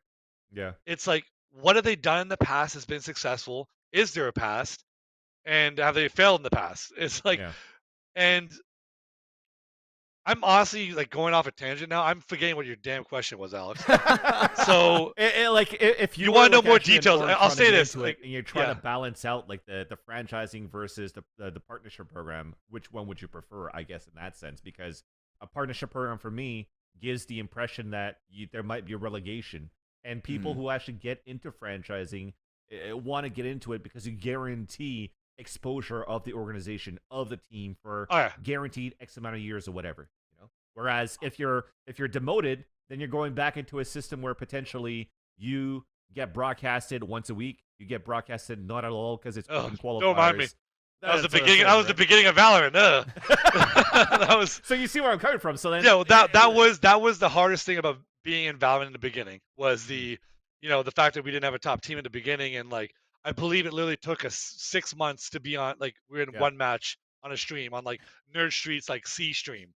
Yeah. So that, yeah, there was yeah. moments in Window Valorant where like casters. there was moments in Valorant where we're like, why are we doing this? Yeah, yeah. Right, and yeah. then honestly they got together and they fixed it. But Yeah. if I had to choose between franchising and partnership, I take partnership. And right now, any day of the week, because franchising is too risky, and quite frankly, I don't believe any of them know what the hell they're doing. Yeah. I feel like it's a bunch of non-endemic people just throwing shit at the wall and seeing what sticks, but Yeah. using our money. Yeah. So no, like I'll wait. You saw Call of Duty and Overwatch. Mhm. I'm not. I can say whatever I want about that because I have no intention of being in those leagues. But Mhm. it's been a shit show, and I'm very happy we have not been a part of it. Yeah. And until we see someone do that truly successfully, I'm gonna be weary. But at Yeah. least with like Riot and League of Legends, I don't know if you even call it franchising. I think it's franchising, but like they've that's been way more successful than the other ones. Mhm, So I'm like, mhm. again, kind of going back to what I said. If there's a gamble to make, I would have no problem gambling with Riot over the other ones who like show no success in the past of being able to do something like this. Yeah, yeah, yeah. Okay, well, at yeah. least going into like making it a little bit more of a fun question as our last one here, Garrett, because Yeah, we alright. went through the tough ones here of like what's gonna happen with the department. I This don't was even tough. think it's I don't even think it's a fun question after all. I actually want to know, like, since we don't know what's going on here with the tier 2 scene and how Riot plans to build this up here for the tier 2 scene, and now, especially on top of that, the Knights don't have they don't move into the next stage of the partnership program, right? So you're sticking around with an academy team. We're hoping for the best for the tier 2 scene. What do you want to see out of this tier 2 scene from Riot if they want to build a path to pro? From Riot. Well, based on what has been released publicly, like I believe, like again, we haven't seen the substance behind it, but overall, we know their intention. Okay, this is not some NDA stuff. We know their intention of they know they need a tier 2 scene to succeed. Yeah. Okay, now I believe in my heart of hearts that they will do as best they can in the tier 2 scene to keep it going, keep it active. It just mainly comes down to the orgs and if they're gonna want to stay. because a lot of them, we were one of those teams back in the day. We're like, oh, we didn't get in, bye, we're gone. Like, there's we don't need to waste any more money in this game. But we believe in the future where, again, we're staying. So I would say we know their intention. We believe it'll be fine. Our hope is that the organizations, whoever don't get into the partnership, that they don't just up and leave, because it just shows you their intention of like they never gave a shit about the game in the first place. It was just numbers on a spreadsheet, which don't get me wrong, it's important. It's important. I want to make it important. It's important. Hell, we don't want to run out of money either. Exactly, exactly that, right? You need to do what's right for business. Okay, so if you don't, but we're hoping that you believe in the game, that you would stay in it for long term. Just maybe don't be so stupid with your money like these orgs have been. Well, I mean, at the same time, it's justifiable for the other teams as well. I mean, even for me as a caster, I'm putting all my eggs in the bags to get to just cast Valorant right now. And if it doesn't work out, then I don't have like a plan B or a plan C. And sometimes you don't have that cash flow to come in anymore to continue what you want with your passion. And sometimes when you don't have, the necessary same funding as you do with, for example, the Knights or Cloud9 or TSM, it's harder to keep a money and a team afloat, especially when you have a team that has such a good potential of moving forward into the tier 1 scene. And, eventually when it comes down to contract negotiations, those numbers are going up, but your cash flow isn't going up to follow that as well. It makes it a little bit tough. But yeah, we have investors and that's the thing. That's the thing. We have to answer to them. Hell, I can't just be like, hey guys, we lost this much, $500,000. Yeah, sorry. Yeah. Well, hopefully it's going to be like that for all of the orgs that wants to stick around, right? But there needs to be a plan. It'll take a while. Exactly. There needs to be a plan. We have our plan, so we believe that the tier 2 scene will be fine. And just hopefully the other orgs will, some of them stay with us. Yeah, for sure. sure. We think it'll be fine. Yeah, we'll see what happens. Well, Garrett, I think it passes over the time that you gave us here, so I appreciate you staying a little bit longer to chat with us. It's always a good time to chat with you and to shoot the shit, and also because we have such a good friendship that I could just grill you and like try to dig deep. Well, sorry for dodging some of your questions, but like, no, I will give you credit. The way you worded some of those were very sneaky. I saw you're talking about relegation. I'm like, I know where you're heading with this, and I'm not falling for it. Well, hopefully here, Garrett, it continues well here for the Knights, and also for what the Knights has planned for staying involved with Valorant, and hopefully it continues on with the tier 2 scene. So appreciate the time. Any final shout-outs? Just just fans know that we're still gonna be running events. We're still in the scene, so keep cheer for the ones that stay, boys. And hopefully we cheer for the ones that come back. Ladies, boys and ladies, come on now. You saw Heather. You saw Heather in that event. Of course. And even Heather was mentioning, like, even the event in itself had like it was great, like 30-40% in terms of like women being part of the crowd. So that's pretty awesome to see what we have. If I can just pump that up for 1 second. Yeah, please go ahead. Go ahead. That's something that this is the only game that's actually put effort into a women's scene. That you have to give them credit, and that's significantly important because again, how big the women gamers, like the community actually is. It's just the only one that had before was like Counter-Strike had some events, over the last 20 years, but like there's been no real. There's been one event a year. ESWC, that was it. Yeah, there's no real like much support behind it, but Valorant has been doing it, so it's been awesome to see that. I only play a few games here and there, and every game I join is 2 or 3 women playing, and I'm like, all right, damn, there you go. Like, fucking. Sorry, I'm part of my language, but like, it's just like Garrett, I've been swearing here. It's great. Good. That's why a big part of why you believe in this game is because it caters like everyone is in this game. Yeah. I'm swearing right now, and because we're swearing, we might not get monetized on YouTube, but at least we get monetization from Twitch because we're on the front page, and they help us out with building the show today as one of our main sponsors for today. So again, Garrett, big thank you for hanging out with us. Shout out to the Knights and for continuing these events for the tier 2 scene. Hopefully, we're going to see something that's going to be moving forward here for the Knights with the tier 2 scene with Riot, and of course, as Garrett just mentioned, big shout out to Riot for supporting the game changer scene with that. But it's time to go for a break. We still have another interview coming up here. It's gonna be Dan coming in here. Sorry, I just got a blank going in here. The CEO of Akrew coming in after the break, so we can have a continued conversation around Riot's partnership program. So don't go anywhere. We'll be back after this. If you've been enjoying Valoranting, feel free to like, comment, subscribe, and hit the notification bell so you get every episode hot off the presses. Folks, welcome back here from the break. This time we do have another person on with us. First, it is going to be the CEO of Akrew. It is Daniel. Daniel, first off, thank you so much. Sorry for fucking up your name and having a blank before I went to break, but I appreciate you taking the time here out of all the meetings that you got today to talk with us about this whole Riot Partnership Program. So first off, hello, introduce yourself. What's it like to be a CEO of an org? Well, what's going on, everybody? My name's Daniel. Like Vansily said, I am the CEO of Akrew. It's been really interesting being the CEO of an org. Akrew has only been around since last October 2021, so it hasn't even been a full year since we've been operating. But I think it's been one of the most interesting experiences I've had personally running an org, and I really cool to come into the scene and kind of learn everything after being a fan for so long.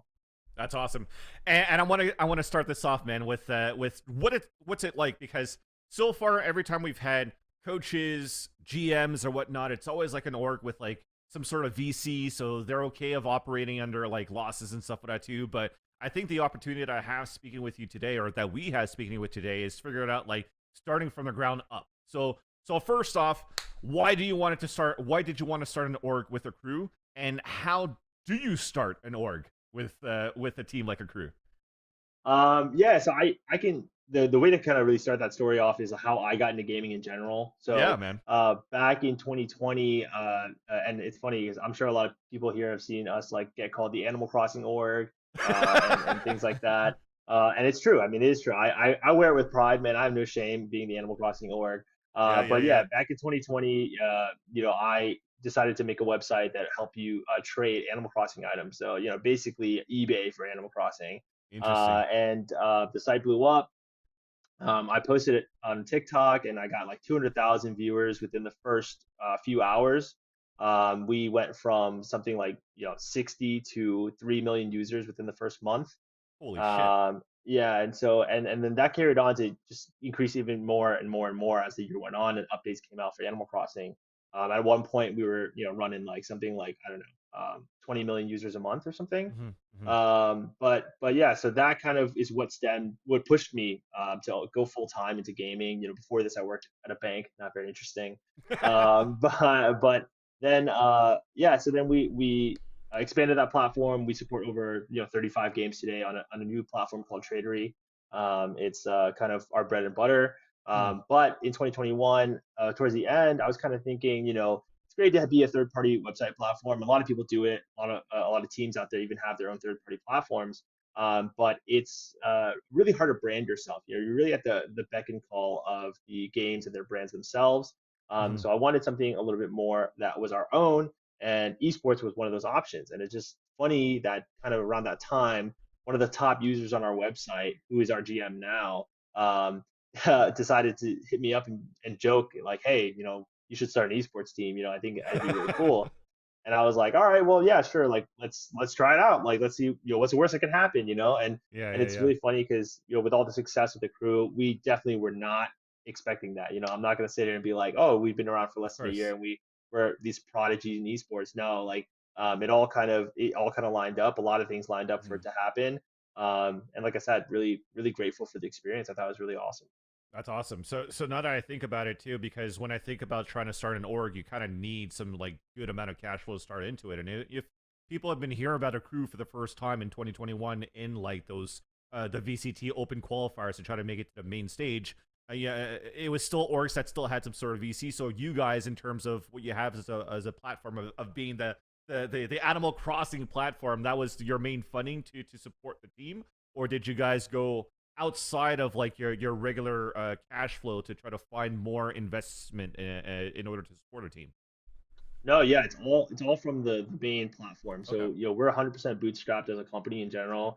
It's my first startup, and for me, Nice. I've heard a lot of horror stories when it comes to VC, especially from just friends in the space. So I wanted to bootstrap because we could. We obviously had the we had the opportunity to do it, and because we're cash flow positive very early on.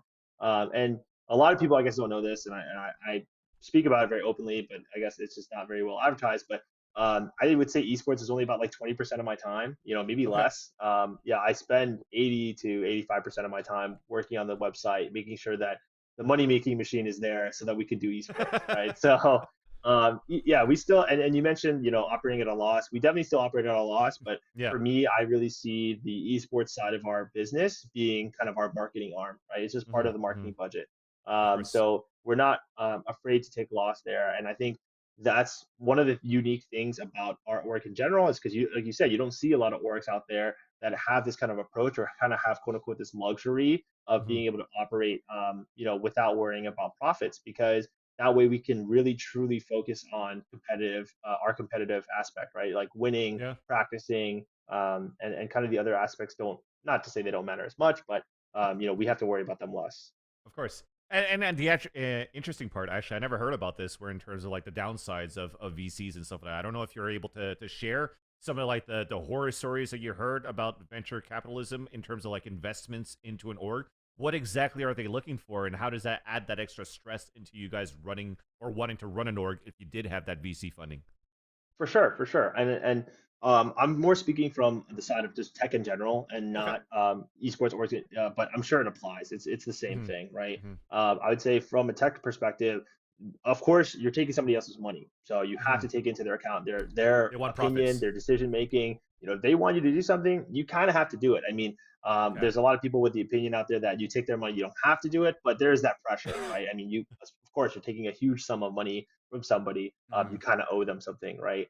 And of course, on top of just owing them things that you're doing, you owe them the money, right? So VCs are always looking to make their money back. They're always looking to make 10x, 20x the investment they made. So everything that you do has to be kind of revenue driven. And I would say, not to name any names, but a lot of orgs out there, they have to turn to other kind of methods to get this money. Really promoting streamers more, having a team that is more about ad revenue, or having ad placements, right? Those kind of aspects of it. And of course, the streaming aspect is one that's debated in NA a lot, right? Is like a lot of the teams out here are quote unquote streamer teams, whatever the joke is, right? And I think that is a result of VC, because you need to get your money back. You need to make your money somewhere. And that's where the money's at right now. Streamers, esports is not making money in any sense. I don't think any team out there is making money. And we're just not at that point yet. I'm not saying that it won't ever be that way, but yeah, we're really not at that point yet. That's interesting, because as you mentioned that, I even had people telling me like even the top the ones that are always talked about currently on social media, also those teams and orgs potentially are not even running at profit currently. And are still running none of them. Riot is not running profitable. You know what I mean? Like the base, and I'd say like Riot is doing it the best. I mean, they're putting the most effort, they're putting the most thing, and that's honestly why we went into Valorant first.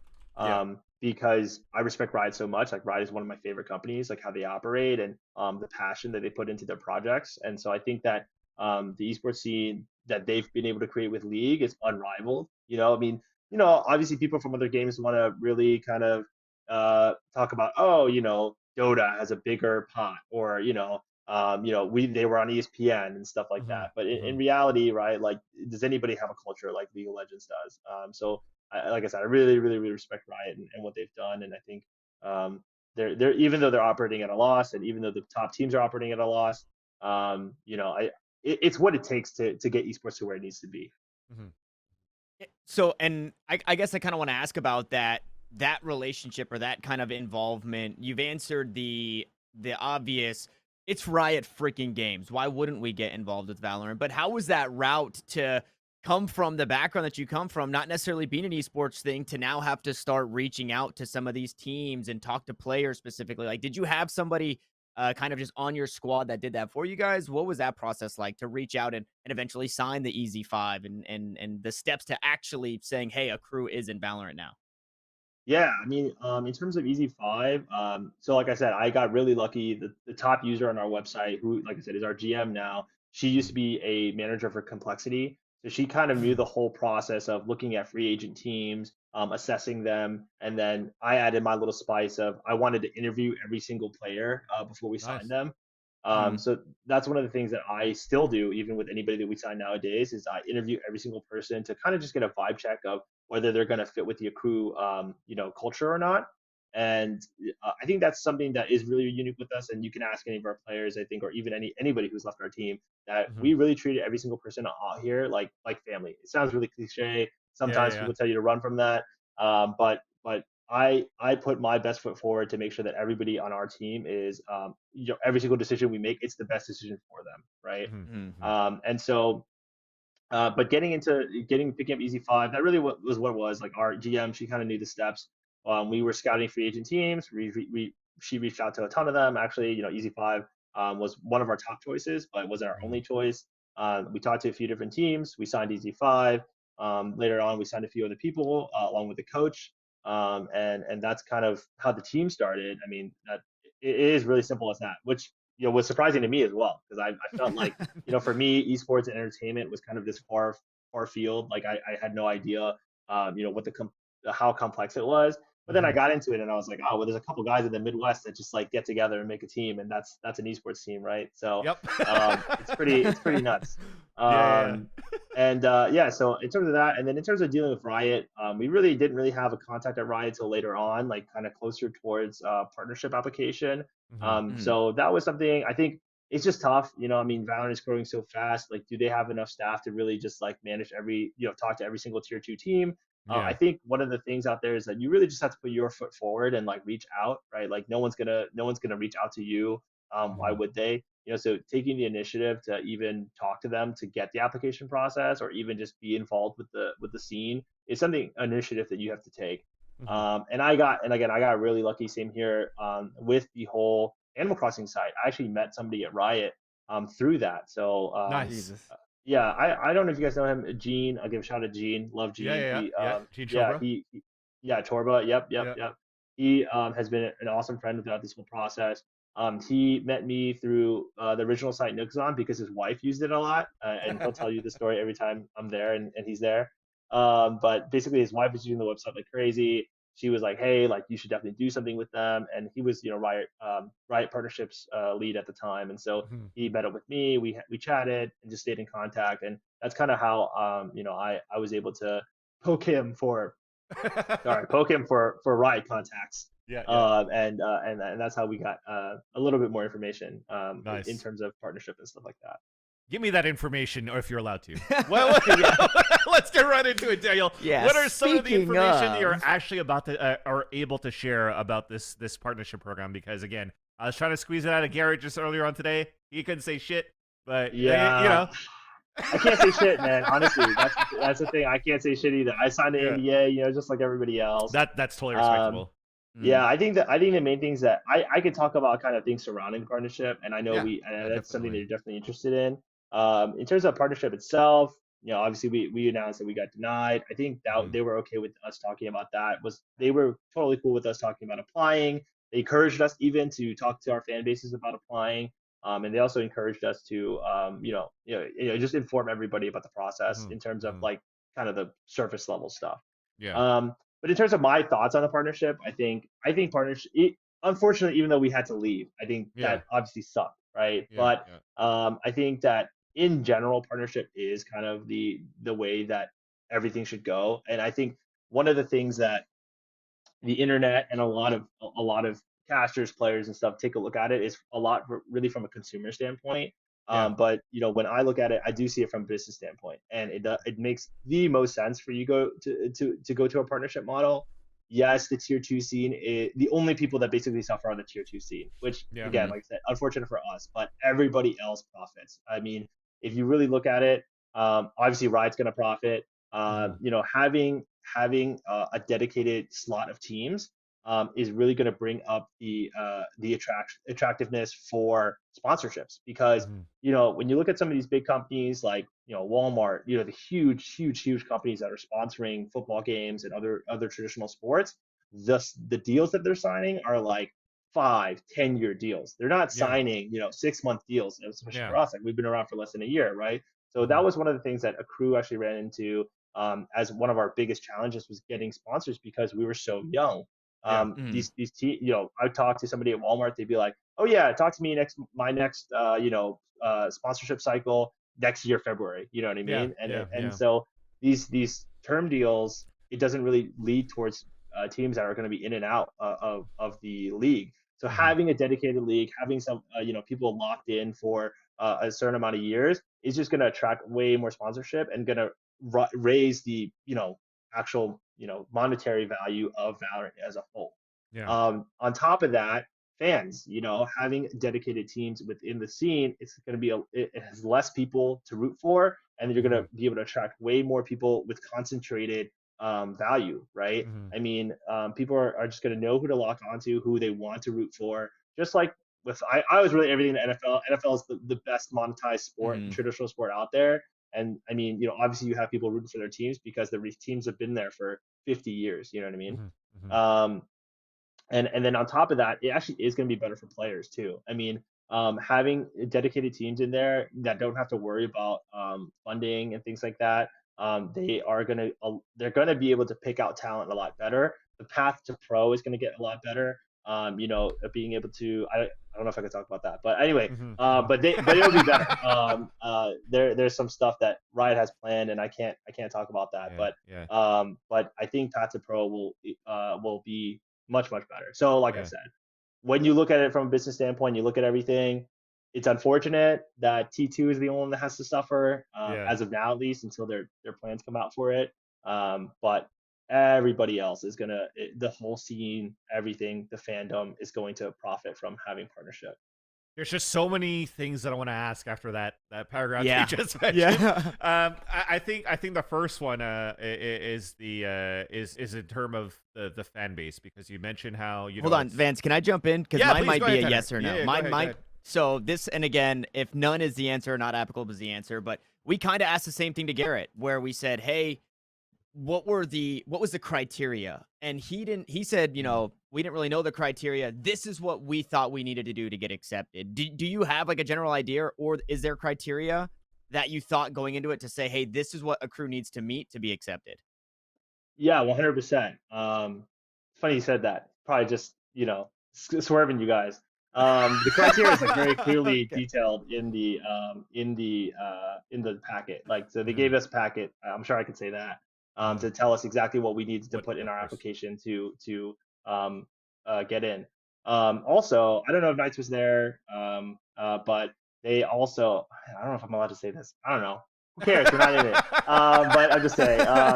I'm just kidding. But they did have a meeting with us, and I think I can say that. At least I can't say what was in the meeting, of course. But again, they answered a lot of questions about the packet and what was going on. So I think that I had a really good idea of what it would take for us to get into partnership. I knew for a fact that we had a good shot. I think we did. But unfortunately, outcome is the outcome, right? I mean, it is what it is. I mean, I think that's pretty much all I can say. No, I get it. Totally respectable. And I think at the same time, my question is very similar to that too, because I was going to say, like, if you knew you had like a good opportunity to actually make it into the next phase, to make it to the partnership program, then my question was, did you wish you were into esports maybe like 10 years ago? Because if you're looking at how many teams are available to join this potential partnership program in North America, would be, let's say, 8 teams, 10 teams out of 50 signed teams that currently exist, or something like that in the tier 2 scene. Now less, of course, but if you were at that level of that marketing that could reach out to so many consumers in the end, such as an EG or a TSM or a Sentinels or something like that, do you think you have a better chance, or did the partnership program still give a good chance for up and coming organizations to have a chance to get into the partnership program? No, I think it did. I mean, I think it's 2 separate questions. I think it definitely did, lean into it. And like I said, we made it, at least into the application process, right? At least they allowed us to apply, right? I don't think they allowed everyone to apply, but it was at least we got into the application process. So I think Riot was very open-minded about that. Like, I think they were considering adding some, newer teams to the scene, or like, just considering it, right? I mean, obviously the number of slots, pretty small. So I think that was definitely to our disadvantage. But I mean, Akrew has been sitting in the top 15 for at least NA for the last, the whole time we've been here. So it's like, I think they had to at least consider us, right? I think that was something for sure. You guys are so close to making it into the stage 1 as well, man. Like 1-2 games away. Yeah. Oh, man. Both. No, let's not remember that. And then the other question, in terms of what was the other question? The first question you asked. I think the first one was like if you actually made it out to like 10 years ago, and then the second one is like, did the partnership program still allow like newer orgs such as yourself to have a chance into the partnership program? No, totally. Or was it, like, lost cause already? I think unfortunately in this scene and in the entertainment industry in general, not just esports, but seniority is such a powerful thing to have. You know, being around for 5-10 years to prove your track record is just going to be something that like sponsors are going to attach onto, right? Just being able to have more chances to prove what you've done, have more, and just been around for a long time. Because I mean, esports teams, especially tier 2 teams, you know, they pop up in and out all the time, right? I mean, so you know, sponsors are starting to get more wary of that kind of thing, and they want to invest in someone who's going to be around for a long time to promote their products, right? So again, at the end of the day, it's business, and being around 10 years ago, sure. I mean, just being an incumbent would have been great. I mean, like a lot of people know about you. You are able to bring in these other partnerships. Sorry, excuse me. You're able to bring in these other partnerships. You know, that you've had existing from other games. And just being the first in the scene. But I mean, it's a pro and con, right? I mean, 10 years ago, man, how much harder would it have been to get in front of like an executive at Chipotle to grab a sponsorship, right? When esports is like not even a thing. Whereas, you know, and that's what I'm saying with the whole scene overall. Even at this point, you know, the people who are invested in the scene and putting their time into the scene, they are taking the hit for everybody else. That when it actually becomes the real thing that it needs to be, right? I mean, it's right now, and even then, it's not. We're not profitable. We're not. It's not as big as it needs to be. And it could be totally bigger. Yeah, sure. Is that the main reason why you decide to step away after here for pulling out of the scene in general in Valorant after you guys didn't make it through into the next partnership program? Because, you know, just a little bit ago you were mentioning, hey, the plans that Riot has for Path to Pro seems still very promising, yet understanding that you still wanted to take a step away, Akrew still wanted to take a step away for now from the Valorant scene.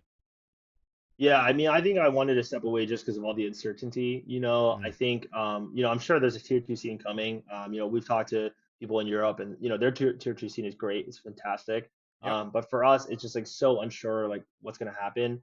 And sitting around, and like I said, I said, you know, we're less susceptible to kind of the pressures of making money. But obviously, sitting around for months at a time, you know, paying salaries to play NSGs is not ideal, right? I mean, even then, you know, as you've seen, tons of teams have pulled out, and some of these teams are the top teams. Soar, Dark Zero, you know, Luminosity. Like, who would you be playing against in the tier 2 scene, right? And so, I think it was a couple things. It was that. It was the viewership. Lack of exposure as well. Yeah, I was going to say like viewership because you're playing open NSGs or whatever the format's going to be for tier 2. Because I was mentioning it before is like even if you guys are still playing at tier 2, doesn't necessarily mean that your game's going to get broadcasted on the main stage if we're still going through an open tournament. Is that like because how do you make money? Exactly. I guess in the end, right? What are the reasons that you want to stay in it to make money as an org?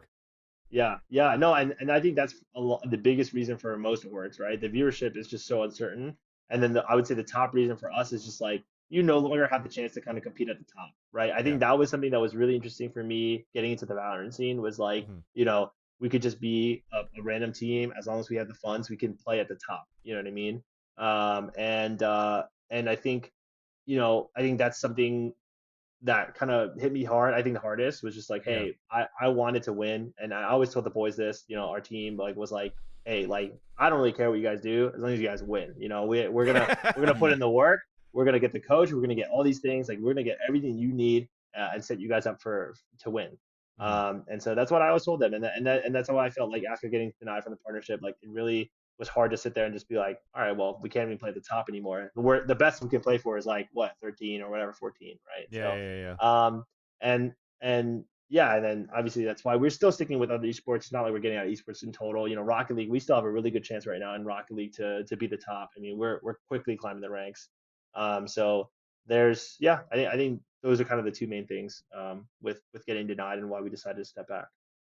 Awesome. Well, so then, in a perfect world, right? Time, not a problem. Akrew has been there. What does that kind of look like? I think you've given us like really good insight just from your mind as kind of like a businessman and what it kind of takes to I guess play or like be interested at a loss. What does that look like, right? What is that perfect world of kind of getting the ground back under this running Akrew to want to get back into Valorant, to see that okay, we can make it to that path to pro, kind of like what is that perfect outlook from the business standpoint?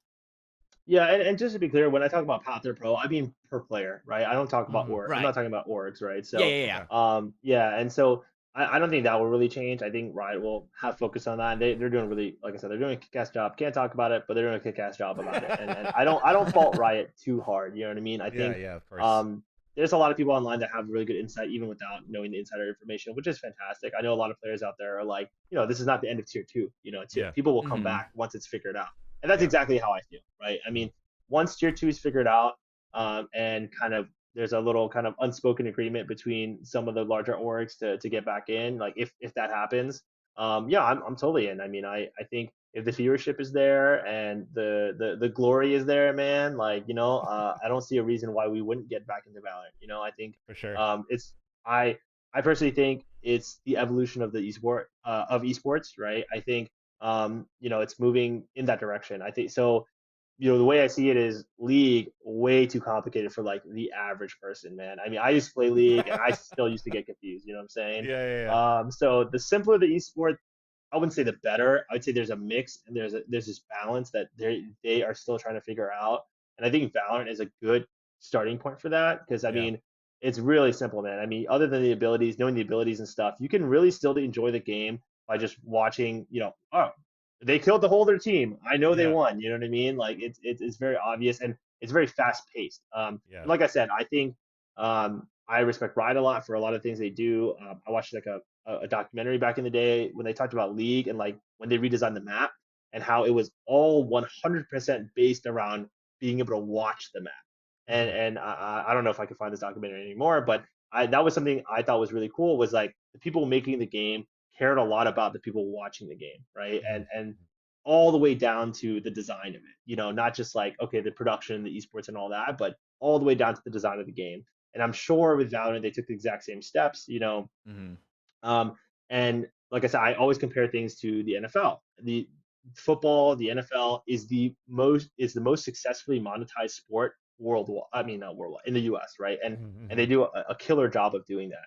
And so I think that, Riot pulling a lot from kind of those experiences, I'm sure, I think that Valorant being such a quick paced game, round per round, not to say that obviously it's a tactical shooter, but it is more in the right direction of an esport that people are excited to watch. And it's always exciting to watch Valorant. Every minute of Valorant is exciting. You get to understand what's going on until there's actually a site execute with like 16 fucking ultimates. Even if there's only 10 players, but it doesn't matter. You guys know what I'm talking about. It gets kind of like fucking crazy going on to those site hits, and that's why I always have to thank like the observers and also thank my peers that are currently doing a kick-ass job in the VCT circuits, such as yourself as well, Tanner. So yeah, man, it's the storylines and in the action that you catch as well that also is able to help you paint that picture a little bit more and understand what's going on in the Valorant game. But Daniel, that's all we got. We want to thank you guys. We want to thank you for sure for hanging out with us and answering all these questions. I want to leave you with another question and a shout out that you can give to. Like, first off, how's Animal Crossing going these days, and what's next here for yourself and for Akrew? Because I think you're still invested in Rocket League, if I'm not mistaken, right? Yeah, like I said, we're still in Rocket League. We're still pumping hard. We are like we're ranking up really fast. I think we have a really good shot at being one of the top teams in Rocket League, and we've been investing the same kind of principles that we brought to Valorant into Rocket League. So I'm really happy about that. Animal Crossing wise, Animal Crossing is kind of whatever, but like I said, we moved on to a new platform called Tradery. We support almost like we support like 35 plus games now. So if you ever have a game that you're playing and it has trading, you need to trade somebody, let us know. We'll be in there. Nice. And so yeah, definitely check us out on that stuff. Those are kind of our main products. But we definitely have something really, really exciting that's going to drop beginning of next year, which is I know it's kind of a long time from now, but It's been almost a year in the making, and I'm super excited to drop it. I think it's really unique, and a lot of people would be very wowed by it. But that's all I can say. So okay. So then at least they could follow you. They could follow you at Squishguin on Twitter. Yeah. But who else do they have to follow to know about this announcement next year? Yeah, just follow Akrew HQ. We are Akrew HQ on everything. Twitter, Instagram. We mostly post on Twitter, but yeah, we have that. We have our Discord, Akrew Discord. We're in there.